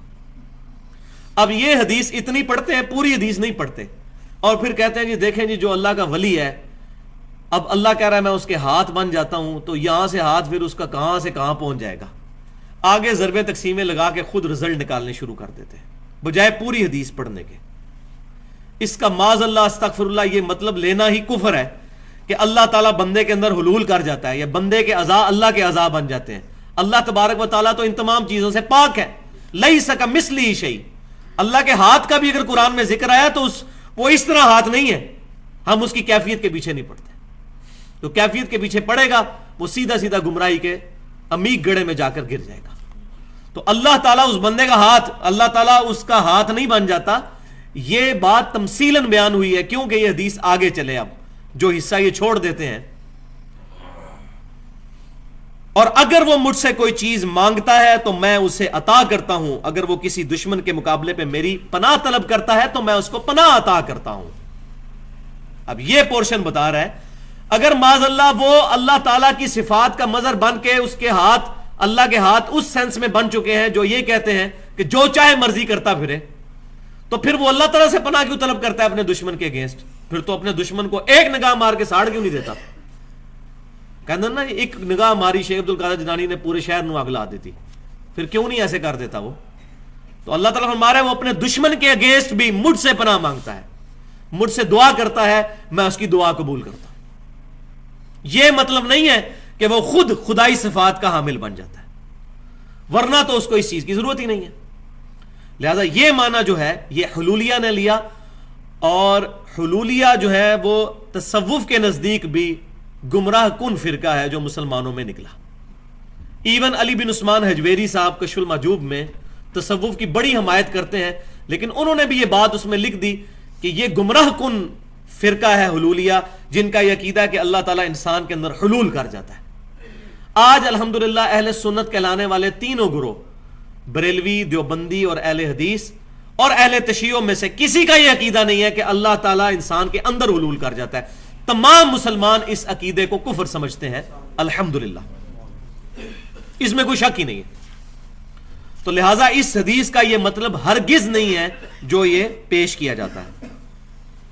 تو اس کا اپروپریٹ مطلب یہ ہوگا کہ اس کا اوڑھنا بچھونا چلنا پھرنا میری ذات بن جاتی ہے، یعنی اس کی اگر نگاہ اٹھتی ہے تو میری رضا کے کاموں میں، اس کے ہاتھ چلتے ہیں تو میری مرضی کے کاموں میں، اس کے پاؤں چلتے ہیں تو میرے فرما برداری کے کاموں میں، یہ مطلب ہے اس کا۔ ہاتھ بن جاتا ہوں، پاؤں بن جاتا ہوں، جس طرح ہم اردو میں بھی محاورہ بولتے ہیں کہ فلاں کا تو اوڑھنا بچھونا ہی یہ چیز بن چکی ہے۔ نبی صلی اللہ علیہ وسلم کے بارے میں فرمایا گیا قل ان صلاتي ونسكي ومحياي ومماتي لله رب العالمین، اے محبوب صلی اللہ علیہ وسلم آپ فرما دیجئے بے شک میری نماز، میری قربانی، میرا جینا، میرا مرنا سب کچھ اللہ کے لیے، میرا اوڑھنا بچھونا اللہ کی ذات ہے۔ یہ ہے اس کا مطلب، ہاتھ بن جاتا ہوں، پاؤں بن جاتا ہوں، کان بن جاتا ہوں، آنکھ بن جاتا ہوں۔ تو یہ پہلا اشکال میں نے کلیئر کیا۔ دوسرا اشکال ہے فرشتوں اور ظاہری اسباب کے ذریعے جو مدد لی جاتی ہے، اس کو وہ کہتے ہیں نہیں فرشتے بھی تو غیر اللہ ہیں اور ظاہری اسباب بھی غیر اللہ ہیں، ان سے پھر مدد کیوں لی جاتی ہے؟ تو بات یاد رکھیں، پورے قرآن اور صحیح احادیث کے اندر کہیں بھی فرشتوں کو پکارنے کے بارے میں کوئی بھی بات رپورٹ نہیں ہوئی۔ یہ ضرور ہوا کہ فرشتے مدد کرتے ہیں، لیکن میں نے پچھلے درس میں بھی بتایا تھا اصل جھگڑا یہ نہیں ہے۔ مدد تو آپ یہودی سے بھی لے سکتے ہیں، بخاری شریف کی حدیث ہے نبی صلی اللہ علیہ وسلم کی جب وفات ہوئی تو آپ کی زرہ یہودی کے پاس رکھی ہوئی تھی گروی، تو آپ صلی اللہ علیہ وسلم نے تو یہودی سے بھی مدد لی، لیکن یہ ظاہری اسباب ہے، غائب میں پکارنا اور چیز ہے، دعا کرنا اور چیز ہے۔ تو یہ جو فرشتے جو مدد کا ذریعہ ہیں، تو اگر یہ مطلب سمجھ لیا جائے تو اب یہ جو آیت پیش کی جاتی ہے سورہ التحریم کی آیت نمبر 4، یہ پرٹیکولر پروفٹ کے بارے میں ہے صلی اللہ علیہ وسلم، حضور صلی اللہ علیہ وسلم کے بارے میں اللہ تعالیٰ فرما رہے ہیں آپ کو تسلی دیتے ہوئے فَإِنَّ اللَّهَ هُوَ مَوْلَاهُ، بے شک اللہ تعالیٰ آپ کا مددگار ہے، ان کا مددگار ہے نبی صلی اللہ علیہ وسلم کا۔ وَجِبْرِيل، اور جبریل علیہ السلام بھی نبی صلی اللہ علیہ وسلم کے مددگار ہیں۔ وَصَالِحُ الْمُؤْمِنِينَ، اور نیک مومنین بھی نبی صلی اللہ علیہ وسلم کے مددگار ہیں۔ وَالْمَلَائِكَةُ بَعْدَ ذَلِكَ ظَهِيرٌ، اور اس کے بعد فرشتے بھی آپ صلی اللہ علیہ وسلم کے مددگار ہیں۔ تو نیک مومنین بھی آپ صلی اللہ علیہ وسلم کے مددگار ہیں، تو جتنے نیک مومنین ہیں قیامت تک وہ سارے پھر حضور کے مشکل کشا ہوئے اس آیت کے تحت۔ تو آپ صلی اللہ علیہ وسلم پکارا کرتے تھے ان کو، یا شیخ عبد القادر جیلانی المدد، یا امام بخاری المدد، یہ مطلب اگر لیا جائے اس سے بڑی کوئی گستاخی نہیں ہے، اور انسان جو ہے وہ نہ صرف گستاخی بلکہ دار کفر کے اندر داخل ہو جائے گا، وَلِعَوْذُ بِاللَّهِ تعالی۔ اس کا مطلب یہ ہے کہ اللہ تبارک و تعالیٰ ان کا مددگار ہے، اور اللہ تعالیٰ نے اپنی مشیت سے اسباب کے طور پر فرشتے آپ صلی اللہ علیہ وسلم کے ساتھ اٹیچ کیے ہیں، آپ کے جانثار صحابہ کرام آپ کے ساتھ اٹیچ کیے ہیں، جو آپ صلی اللہ علیہ وسلم کے فرمان پر اپنی جانیں نثار کرنے کے لیے تیار ہو جاتے ہیں، اور اس کا ثبوت قرآن پاک میں ہی موجود ہے۔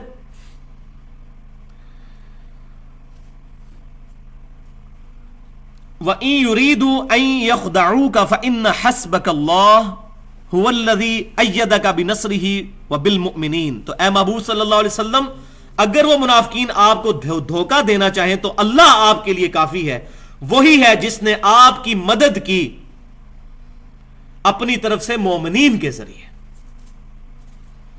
یعنی جانثار صحابہ آپ کو عطا کیے جو آپ کے فرمان کے اوپر اپنی جانیں لٹانے کے لیے تیار ہو گئے۔ یہ اللہ تعالیٰ نے صحابہ اکرام کے دلوں میں آپ صلی اللہ علیہ وسلم کی عظمت بٹھا دی۔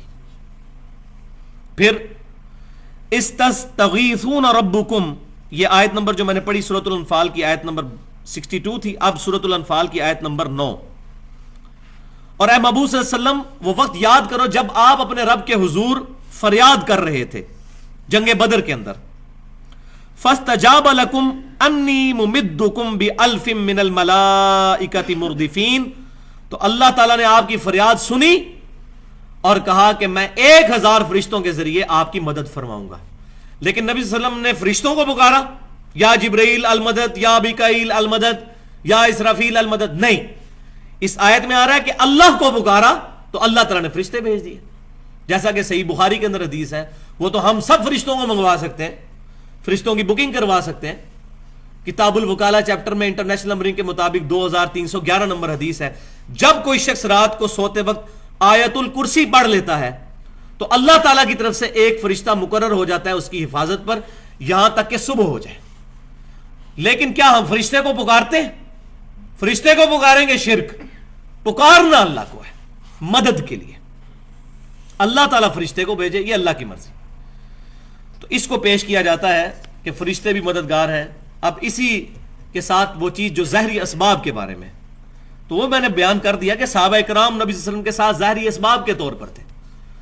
اب بخاری اور مسلم سے وہ حدیث پیش کی جاتی ہے کہ جی غزوہ خیبر کے موقع پر نبی صلی اللہ علیہ وسلم نے حضرت علی سے مدد مانگی تھی. تو حضرت علی رضی اللہ تعالیٰ کو غائب میں پکارا تھا. آپ نے فرمایا تھا علی کو پیش کیا جائے. ایک رات پہلے آپ نے فرما دیا، بخاری مسلم کی متفق علیہ حدیث ہے، کل میں اس شخص کے ہاتھ میں جھنڈا دوں گا جو اللہ اور اس کے رسول سے محبت کرتا ہے، اللہ اور اس کا رسول اس سے محبت کرتے ہیں. تو سیدنا علی کو جب بلایا گیا تو آپ کو تو شعبے چشم تھا، آپ کو تو نظر ہی کچھ نہیں آتا تھا. آپ صلی اللہ علیہ وسلم نے اپنا مبارک لعاب دہن ان کی آنکھوں میں لگایا، ان کی آنکھیں ٹھیک ہو گئی.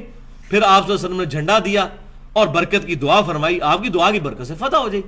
اس دن حضرت علی کو جھنڈا ملتا ہے یا میں اس وقت ہوتا، میرا نام بھی علی ہے، مجھے بھی نبی صلی اللہ علیہ وسلم کی دعا کی اگر جو ساتھ قبولیت حاصل ہوتی تو میرے ہاتھ میں خیبر فتح ہو جاتا، آپ کے ہاتھ میں ہو جاتا. تو آپ صلی اللہ علیہ وسلم نے غیب میں نہیں ان کو پکارا. ورنہ غزوہ خیبر پہ اللہ کے شیر سیدنا حمزہ کو کیوں نہیں حضور نے پکارا جو غزوہ احد میں 3 ہجری میں شہید ہو چکے تھے؟ المدد یا امیر حمزہ. کہیں کوئی ضعیف روایت دکھا دیں، چلیں صحیح تو چھوڑ دیں، ضعیف روایت دکھا دیں. المدد یا شہدائے احد، المدد یا شہدائے بدر، کہیں حضور نے پکارا ہو؟ تو یہ بالکل نان سینس بات ہے ان چیزوں کو پیش کرنا. اور پھر اس کا کلائمیکس جو ہے وہ سورۃ المائدہ کی آیت نمبر 2 ہے، وَتَعَامَنُوا الْبِرِّ وَالتَّقْوَى وَلَا تَعَامَنُوا عَلَى الْإِثْمِ وَالْعُدْوَانِ. نیکی اور پرہیزگاری کے کاموں میں ایک دوسرے کی مدد کرو اور برائی اور گناہوں کے کاموں میں کسی کی مدد نہ کرو. اب یہ اللہ خود حکم دے رہا ہے کہ ایک دوسرے کی مدد کرو. یہ غائب میں پکارنا نہیں ہے، یہ ظاہری اسباب کے طور پر ہے. اسی طریقے سے عیسیٰ علیہ السلام نے بھی اپنے حواریوں سے کہا، من انصاری اللہ، کون ہے جو اللہ کے لیے میری مدد کرے؟ قال الحواریون نحن انصار اللہ. حواریوں نے کہا کہ ہم نبی صلی اللہ آپ کے ساتھ اللہ تعالیٰ کے دین کے مددگار ہوتے ہیں. تو وہ سامنے موجود تھے. غائب میں پکارنا یہ شرک ہے مدد کے لیے. تو یہ دوسرا جو شبہ تھا وہ بھی الحمدللہ اس معاملے میں جو ہے وہ زائل ہو گیا. تو ظاہری اسباب جو ہیں وہ اللہ تعالیٰ نے حکم فرمایا. اللہ تعالیٰ نے ہماری پیاس کے بجھنے کا ذریعہ پانی کو بنایا ہے، بھوک مٹانے کا ذریعہ روٹی کو کھانے کو بنایا ہے. لیکن ہم کیا کہیں گے؟ المدد یا پانی، المدد یا روٹی، یہ کہیں گے. یہ اسباب ہیں، ان کے ذریعے دعا کو جو ہے وہ ان کے بارے میں حلال نہیں کیا جا سکتا. دعا بالکل ڈیفرنٹ چیز ہے. غائب میں مدد کے لیے کسی کو پکارنا، ایاک نستعین، قرآن پاک بالکل واضح ہے. جب وہ کہہ رہے ہیں ایاک نستعین تو قرآن کو نہیں پتا کہ پانی بھی سبب ہے مشکل کشائی کا، شہد بھی سبب ہے مشکل کشائی کا. لیکن وہ تمام چیزیں اللہ تعالیٰ کے اذن سے ظاہری اسباب ہیں. آج حضرت علی سامنے موجود ہوں، ہم ان سے مدد مانگیں گے. لیکن سیدنا علی تو اب دنیا سے جا چکے عالم برزخ میں، اب دنیا کے ساتھ ان کا کوئی رشتہ نہیں ہے. اب پکارا جائے گا تو خالصتاً شرک اور ناقابل معافی جرم، والعیاذ باللہ تعالی. تیسرا شبہ یہ بہت خطرناک ہے، جس کو پیش کر کے تو شرک کا اثبات کیا جاتا ہے اور اپنی طرف سے یہ بتایا جاتا ہے جی ہم تو یہ توحید بیان کر رہے ہیں، اصل توحید یہ ہے. اور وہ نبی صلی اللہ علیہ وسلم کے معجزات کا سہارا لیا جاتا ہے کہ دیکھیں جی کبھی کسی صحابی کو کوئی مسئلہ درپیش ہوتا تھا تو نبی صلی اللہ علیہ وسلم کے پاس جاتے تھے. بالکل اس کا کوئی انکار ہی ہے. آپ صلی اللہ علیہ وسلم سے جا کے دعا کروایا کرتے تھے، اپنی پرابلم آپ کے سامنے رکھتے تھے. آپ صلی اللہ علیہ وسلم کی دعا کی برکت سے ان کی مشکلیں حل ہو جایا کرتی تھی. لیکن آج آپ صلی اللہ علیہ وسلم کے ساتھ ہماری کمیونیکیشن نہیں ہو سکتی. مثال کے طور پر صحیح بخاری اور مسلم کی متفق علیہ حدیث ہے کہ بارش نہیں ہو رہی تھی تو صحابہ کرام نے جمعے میں خطبے کے دوران ایک صحابی نے عرض کیا، اللہ کے رسول صلی اللہ علیہ وسلم آپ اللہ کے حضور دعا کریں کہ اللہ تعالیٰ بارش نازل فرمائے. تو آپ صلی اللہ علیہ وسلم نے دعا کے لیے ہاتھ بلند کیے. ابھی ہاتھ نیچے ہی آئے تھے کہ زارو قطار بارش شروع ہو گئی اور وہ بارش پورا ہفتہ جاری رہی, حتیٰ کہ اگلے جمعے کو وہی شخص دوبارہ کھڑا ہوا, یا رسول اللہ علیہ وسلم آپ دعا فرمائیے کہ ہمارے گھروں پر بارش نہ ہو, سائڈ کے علاقوں پر بارش ہو, ہماری چھتیں ٹپکنے لگ پڑی. تو آپ صلی اللہ علیہ وسلم نے دعا فرمائی کہ اے اللہ ہمارے ان گھروں پر بارش نہ ہو, سائڈ کی گرد و نواح کی جو زمینیں ان پر بارش ہو. تو بالکل ٹھیک ہے. اسی طریقے سے بخاری اور مسلم کی متفق علیہ حدیث ہے, سیدنا ابو ہریرہ رضی اللہ تعالیٰ عنہ نے حضور صلی اللہ علیہ وسلم سے اپنے حافظے کی شکایت کی کہ میرا حافظہ کمزور ہے. تو آپ صلی اللہ علیہ وسلم نے یوں ہوا سے یوں مٹھی بھر کر ان کی چادر میں ڈالی اور فرمایا اس کو سینے سے لگا لو. وہ کہتے ہیں اس کے بعد میں کوئی حدیث نہیں بھولا. تو آپ صلی اللہ علیہ وسلم کا یہ معجزہ ظاہر ہوا. یہ تمام کی تمام چیزیں معجزے کے طور پر ظاہر ہوئی. لہذا انہی احادیث کی وجہ سے میں تحت الاسباب اور فوق الاسباب والی تقسیم کو نہیں مانتا. یہ امبیگوس ہے کہ جو چیزیں اسباب میں داخل ہیں وہ آپ کسی سے مانگ سکتے ہیں اور جو اسباب میں داخل نہیں ہیں وہ نہیں مانگ سکتے. یہ بات بالکل غلط ہے, کیونکہ کسی سے حافظے کی دعا کروانا یہ اسباب میں داخل نہیں ہے. اسی طریقے سے بخاری اور مسلم کی متفق علیہ حدیث ہے کہ آپ صلی اللہ علیہ وسلم کی دعا کی برکت سے آپ کی مبارک انگلیوں سے پانی کے چشمے جاری ہوئے. صلح حدیبیہ کے موقع پر 1500 صحابہ نے وضو کیا, جانوروں کو بلایا اور سٹور بھی کر لیا. اور جابر بن عبداللہ کہتے ہیں اللہ کی قسم ہم 1,00,000 بھی ہوتے نا تو وہ پانی کفایت کر جاتا. اب مجھے بتائیں انگلیوں سے پانی کا جاری ہونا یہ تحت الاسباب تو نہیں ہے نا؟ اسباب میں تو یہ چیز نہیں ہوتی, یہ اسباب سے اوپر کی چیز ہے. اسباب میں تو انگلیوں سے زیادہ پسینہ نکل سکتا ہے یا خون نکل سکتا ہے. لہذا یہ تقسیم بھی غلط ہے, ما تحت الاسباب اور ما فوق الاسباب. مسئلہ ہے غائب میں مدد کے لیے نہیں پکار سکتے, چاہے اسباب میں داخل ہو یا اسباب میں داخل نہ ہو, غائب میں مدد کے لیے نہیں پکار سکتے. اسی طریقے سے بخاری اور مسلم کی متفق علیہ حدیث ہے کہ قیامت والے دن نبی صلی اللہ علیہ وسلم اپنے گناہگار امتیوں کی شفاعت فرمائیں گے. تو نبی صلی اللہ علیہ وسلم ہمارے سامنے ہوں گے, آپ صلی اللہ علیہ وسلم شفاعت فرمائیں گے, اس میں کوئی شک ہی نہیں ہے. لیکن غائب میں پکارنا نہیں ہے. یہ میدان محشر میں آپ صلی اللہ علیہ وسلم بھی ہوں گے, صحابہ کرام بھی ہوں گے, ہم بھی ہوں گے, سب لوگ ہوں گے. تو اس کا سہارا لے کر اور سیدنا عیسیٰ علیہ السلام کے معجزات کا سہارا لے کر کہا جاتا ہے جی غیر اللہ سے مدد مانگی جا رہی ہے. بھائیو غائب میں مدد کے لیے نہیں پکارا جا رہا. کسی حدیث سے کوئی ثابت کرے, صحیح حدیث ہے کہ نبی صلی اللہ علیہ وسلم نے کبھی کہا ہو المدد یا ابراہیم, المدد یا عیسیٰ, المدد یا موسیٰ, کبھی پکارا ہو؟ نیور, ہو ہی نہیں سکتا. تو یہ چیزیں آؤٹ آف کانٹیکسٹ پیش کی جاتی ہیں اور اس میں پھر سہارا لیا جاتا ہے جی آپ جی حیات النبی کے عقیدے کو نہیں مانتے. ہم حیات النبی کے عقیدے کو مانتے ہیں, برزخی عقیدے کو. حیات النبی کا یہ مطلب نہیں ہے کہ نبی صلی اللہ علیہ وسلم کی قبر مبارک پہ جا کے آپ سے مانگنا شروع کر دیا جائے. اس سے بڑا تو گستاخی کوئی نہیں ہے. یہ جو میں نے حدیث بتائی صلح حدیبیہ کے موقع پر, اس کے علاوہ بھی کئی مواقع پر آپ صلی اللہ علیہ وسلم کی دعا کی برکت سے آپ صلی اللہ علیہ وسلم نے اپنی مبارک انگلیاں جب پیالے میں رکھی تو پانی کے چشمے جاری ہوئے. انہی راویوں میں سے ایک راوی سیدنا عمر بھی ہیں رضی اللہ تعالیٰ عنہ, امیر المؤمنین, خلیفہ ثانی.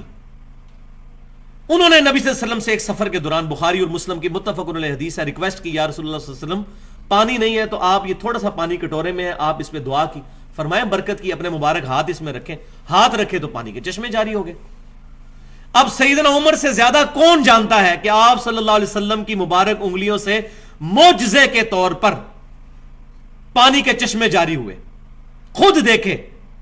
اب یہی حضرت عمر نبی صلی اللہ علیہ وسلم کی وفات کے بعد کیا عقیدہ رکھ رہے ہیں. صحیح بخاری کتاب الاستسقاء 1010 نمبر حدیث انٹرنیشنل نمبرنگ کے مطابق سیدنا عمر رضی اللہ تعالیٰ عنہ قحط سالی کے زمانے میں انس بن مالک کہتے ہیں کہ دعا کرتے ہیں, اے اللہ جب تک تیرے نبی ہم میں موجود تھے صلی اللہ علیہ وسلم, ہم ان کو تیری بارگاہ میں وسیلے کے طور پر پیش کرتے تھے دعا کے لیے. آپ صلی اللہ علیہ وسلم کی دعا کی برکت سے بارش نازل ہوتی تھی.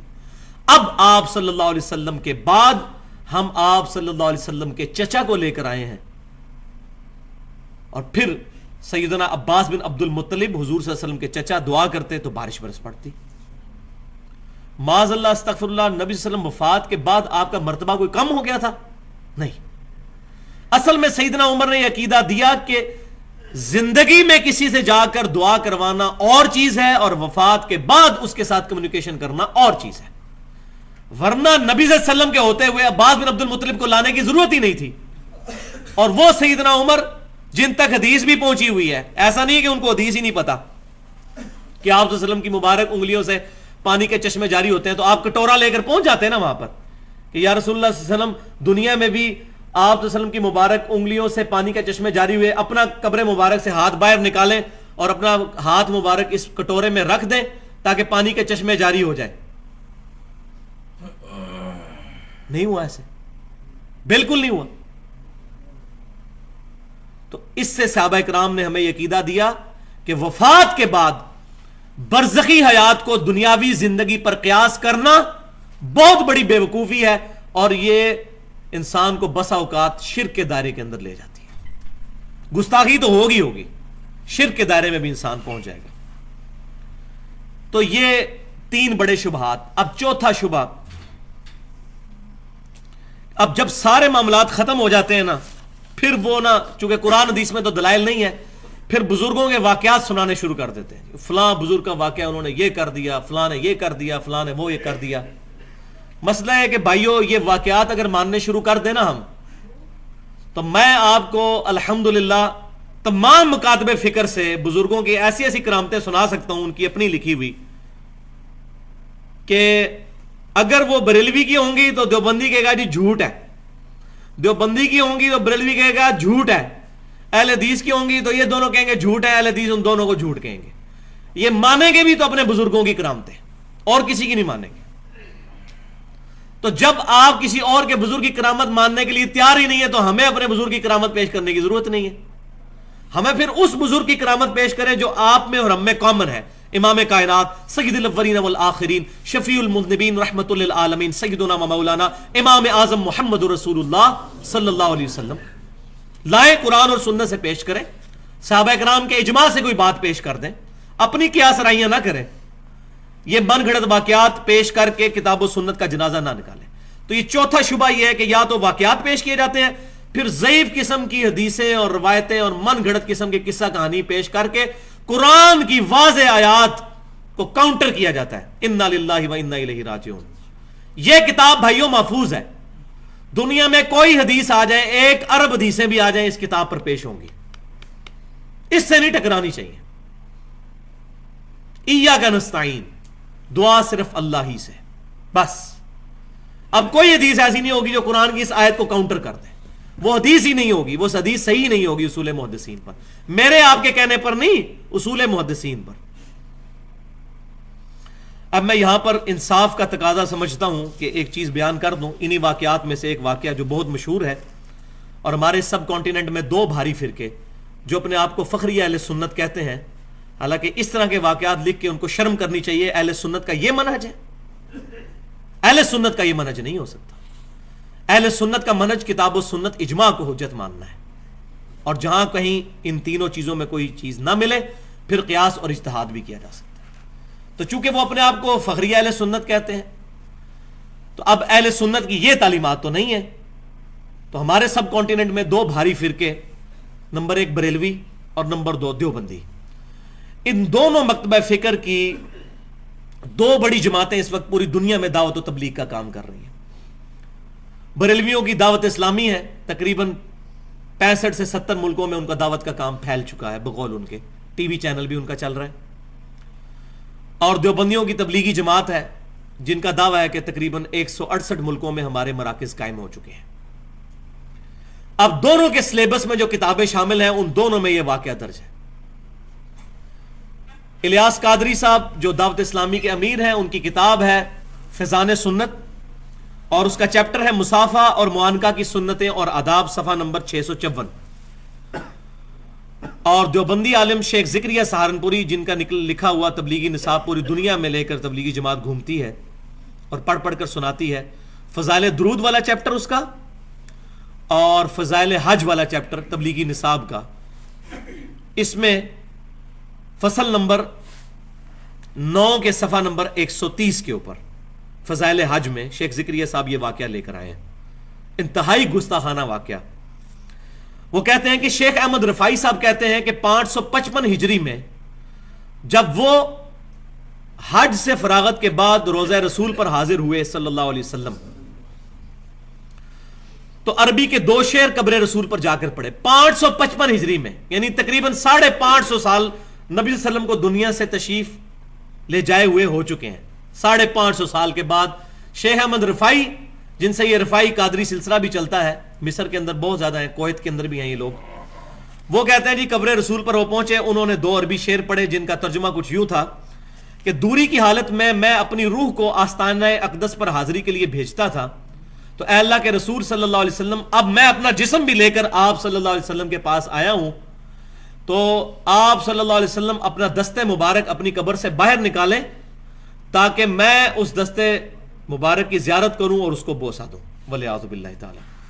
یہ کون سا حج اور عمرے میں نبی صلی اللہ علیہ وسلم کی قبر مبارک پر حاضری کا یہ طریقہ کس صحابی سے، کس تابعی سے ثابت ہے؟ ورنہ اس وقت 40 لاکھ لوگ اگر یہی دعا وہاں جا کے کرنا شروع کر دیں کہ یا رسول اللہ صلی اللہ علیہ وسلم اپنی قبر مبارک سے ہاتھ باہر نکالیں، ہم آپ کو ملنے کے لیے آئے ہیں، تو آپ سمجھ سکتے ہیں کہ یہ کتنا بڑا ظلم ہے اس طرح کا عقیدہ رکھنا۔ پھر شیخ ذکریہ صاحب کہتے ہیں کہ 90,000 لوگوں کی موجودگی میں، 90,000 لوگوں کی موجودگی میں نبی صلی اللہ علیہ وسلم نے، یہ ان کے الفاظ ہیں معاذ اللہ استغفر اللہ، اپنی قبر مبارک سے ہاتھ باہر نکالا، شیخ احمد رفائی رحمۃ اللہ علیہ نے اس ہاتھ کو بوسہ دیا، اور 90,000 لوگ اس منظر کو دیکھ رہے تھے۔ شکر ہے یہ انہوں نے لکھ دیا ہے تاکہ بعد والے تعویل بھی نہ کر سکیں یہ خواب کی بات ہو رہی ہے، یہ خواب نہیں ہے، بیداری کی بات ہے، کیونکہ 90,000 لوگ اکٹھا ایک تو خواب نہیں دیکھ رہے، 90,000 لوگوں نے یہ منظر دیکھا، اور پھر انہوں نے پکی مور لگائی ہے تاکہ کوئی بندہ سانس بھی نہ لے سکے۔ وہ کہتے ہیں انہی دیکھنے والوں میں شیخ عبد القادر جیلانی رحمۃ اللہ علیہ کا نام بھی ذکر کیا جاتا ہے، تاکہ سارے سہم جائیں کہ اب شیخ عبد القادر جیلانی نے بھی دیکھا ہے تو یہ تو جھوٹ نہیں ہو سکتا۔ لیکن واللہ یہ واقعہ 555 ہجری میں آج سے 900 سال پہلے کی بات ہو رہی ہے بھائیو۔ آج سے 100 سال پہلے بھی 90,000 کا مجمع مسجد نبوی میں نہیں آ سکتا تھا، آج سے 100 سال پہلے بھی، آج سے 50 سال پہلے بھی مسجد نبوی میں 90,000 کا مجمع نہیں آ سکتا تھا۔ 1955 میں یہ توسیع کا کام شروع ہوا ہے اور پھر شافات کے دور میں یہ کمپلیٹ ہوا ہے، اب جا کے اس میں کچھ بندے آتے ہیں 1 لاکھ 1.5 لاکھ کے قریب، اور پھر باہر والے سین بھی ملا کے تقریباً 4.5-5 لاکھ۔ تو 900 سال پہلے کہہ رہے ہیں 90,000، دیکھیں جھوٹ کے پاؤں ہی نہیں ہوتے، کتنا بڑا جھوٹ ہے۔ 9,000 لکھ دیتے تو شاید یہ کو قابو بھی آ جاتا، 90,000 لکھ کے تو جو ہے وہ اپنی نشانی چھوڑ دی، پتہ چل گیا۔ معاذ اللہ استغفر اللہ، یہ باتیں صحابہ کرام علیہم رضوان سے کیوں نہیں ظاہر ہوئیں؟ بخاری اور مسلم کی متفق علیہ حدیث ہے کہ آپ صلی اللہ علیہ وسلم کی وفات کے بعد جب صحابہ کرام علیہم رضوان میں اختلاف ہو گیا خلافت کے مسئلے میں، وہ ڈیٹیل بات ہے یہاں ایڈریس کرنے کا محل نہیں ہے، تو صحابہ کرام علیہم رضوان آپس میں مشورے کے لیے اکٹھے ہوئے، بڑا اختلاف رہا ہوا، الٹیمیٹلی وہ چیزیں کنکلوڈ ہوئیں، لیکن کسی صحابی کو یہ وہم بھی نہیں ہوا کہ نبی صلی اللہ علیہ وسلم کا جسم مبارک تو ابھی چارپائی پہ رکھا ہوا ہے، دفنایا بھی نہیں ہے، تو رسول اللہ سے ہی جا کے پوچھ دیتے ہیں کہ یا رسول اللہ آپ کے بعد ہم کس کو خلیفہ چنیں؟ آپ نے تو خلیفہ اپنا کسی کو نہیں بنایا اس قرآن کے علاوہ۔ وہ صحیح بخاری میں حدیث موجود ہے کہ آپ صلی اللہ علیہ وسلم نے قرآن کے مطابق عمل کرتے رہنے کی وصیت فرمائی تھی، کتاب المغازی میں 4460 نمبر حدیث ہے۔ کیوں؟ صحابی کو کبھی یہ وہم بھی نہیں آنا تھا، ان کو پتا تھا کہ آپ صلی اللہ علیہ وسلم اب برزخی حیات کے ساتھ ہے، اس دنیا کی حیات کے ساتھ نہیں ہے۔ اسی طریقے سے سیدہ عائشہ رضی اللہ تعالی عنہا جب گھر سے نکلی اجتہادی غلطی کے طور پر، اور الٹیمیٹلی اس کا انجام جو ہے جنگ جمل ہوا، تو نبی صلی اللہ علیہ وسلم کے حجرے مبارک میں 47 سال تک اس قبر والے حجرے میں سیدہ عائشہ رہی ہیں۔ کسی ضعیف روایت سے کوئی بندہ ثابت کر دے کہ حضرت عائشہ نے کبھی نبی صلی اللہ علیہ وسلم سے قبر پہ ملاقات کی ہو یا آپ صلی اللہ علیہ وسلم کا ہاتھ مبارک آپ کے لیے باہر نکلا ہو۔ یہ بعد والے لوگ اتنے بڑے بڑے دعوے کرتے ہیں، اور پھر جب ہم ان کا نام لیتے ہیں ہمیں کہتے ہیں بزرگوں کے گستاخ ہیں۔ ہم کہتے ہیں ہم ہر اس شیطانی بزرگ کے گستاخ ہیں جو رسول اللہ کا گستاخ ہے۔ یہ ہمارے ایمان کا تقاضا ہے۔ رو اپنی قسمت کو اگر تم ایسے لوگوں کو اپنا بزرگ مانتے ہو، کل کو تم غلام احمد قادیانی کو بھی اپنا بزرگ مانو گے، اس کے ساتھ بھی اتنے لوگ لگے ہوئے ہیں، لاکھوں لوگ پاکستان میں اس کے ساتھ بھی اٹیچ ہیں۔ پاکستان کی سرزمین تو ویسے ہی بہت زرخیز ہے گمراہی کے لیے، کوئی بندہ جو ہے ایک ادھر ننگا بھی کپڑے اتار کے بھی کسی جنگل میں بیٹھ جائے اس کے ساتھ بھی 4 بندے لگ جاتے ہیں۔ تو ٹھیک ہے. تو یہ بزرگ، اور پھر کہتے ہیں بزرگوں کے گستاخ. ہم ان کو بزرگ ہی نہیں مانتے تو بزرگوں کی گستاخی کہاں سے ہوگی؟ آپ بتائیں گستاخان رسول بزرگ ہو سکتے ہیں؟ کبھی بھی نہیں. تو دو رزلٹ ہے، یا تو یہ گستاخان رسول تھے، انہوں نے جھوٹ بولا، اور یا پیچھے جھوٹ بول رہے ہیں جو ان کی طرف باتیں منسوب کر کے لکھ رہے ہیں. اب آپ کا فیصلہ ہے کہ کون سی بات مانتے ہیں. اگر ان کو گستاخ مانتے ہیں تو وہ فارق، اور اگر ان کو صحیح مانتے ہیں اور ان کو جھوٹ مانتے ہیں تو یہ فارق. تو دونوں طرف آپ کے بزرگ فارغ ہوتے ہیں. تو کتاب و سنت پر اپنے اعمال کی بنیاد رکھی جائے. تو صحیح احادیث یہ ذریعہ ہے حق تک پہنچنے کا قرآن پاک کے بعد، ضعیف روایتیں اور واقعات نہیں. امام مسلم بن حجاج قشیری رحمۃ اللہ علیہ المتوفا 261 ہجری صحیح مسلم کے مقدمے میں تقریباً 100 روایتیں احادیثیں لے کے آئے ہیں اس زمن میں کہ صحیح حدیث کیوں ضروری ہے. پہلی حدیث یہی ہے، جس شخص نے میری طرف کوئی ایسی بات منسوب کی جو میں نے نہیں فرمائی وہ اپنا مقام دوزخ میں دیکھ لے، والعیاذ باللہ تعالی. پھر حدیث لے کر آئے کہ آخری زمانے میں ایسے لوگ پیدا ہوں گے جو تم سے ایسی ایسی حدیثیں بیان کریں گے جو تمہارے آباء و اجداد نے نہیں سنی ہوں گی. ان سے بچنا کہیں تمہیں فتنے میں مبتلا نہ کر دیں. اور یہ امام مسلم کہہ رہے ہیں کہ وہ آخری زمانہ میرا ہے، اسی لیے تو میں نے صحیح حدیثیں جمع کرنے کا ارادہ کیا ہے. اب کسی کے باء و اجداد ہے ہی ان پڑھ جاہل گزرے، نہ ان کو قرآن کا پتہ نہ ان کو حدیث کا پتہ، اور ان کو کوئی قرآن سے آیت بتائی جائے تو وہ کہیں یہ کہ ہم تو نئی نئی باتیں سن رہے ہیں، تو وہ تو جاہل ہے. یہ اہل علم کی بات ہو رہی ہے. واقعی ایسی حدیثیں پھر بیان کرتے ہیں، نہ بخاری میں ہوتی ہیں، نہ مسلم میں ہوتی ہیں، نہ ترمذی میں، نہ ابو داؤد میں، نہ نسائی میں، نہ ابن ماجہ میں، نہ الموطا امام مالک میں، نہ مسند امام احمد میں. ان 8 کتابوں میں تو حدیثیں نہیں ہوتی ہیں. اور دور دراز کی کتابوں میں جن کا شاہ ولی اللہ دہلوی رحمۃ اللہ علیہ نے حجت اللہ البالغہ میں بڑی ڈیٹیل کے ساتھ رد کیا ہے کہ ان کتابوں کا اور ان صحیح احادیث کی کتابوں کا زمین و آسمان کا فرق ہے. تو صحیح حدیث کے اوپر بنیاد رکھنی ہوگی. اب صحیح احادیث کے حوالے سے میں 3 مثالیں پیش کرنا یہاں ضروری سمجھتا ہوں تاکہ ہمیں مسئلہ بالکل کلیئر ہو جائے.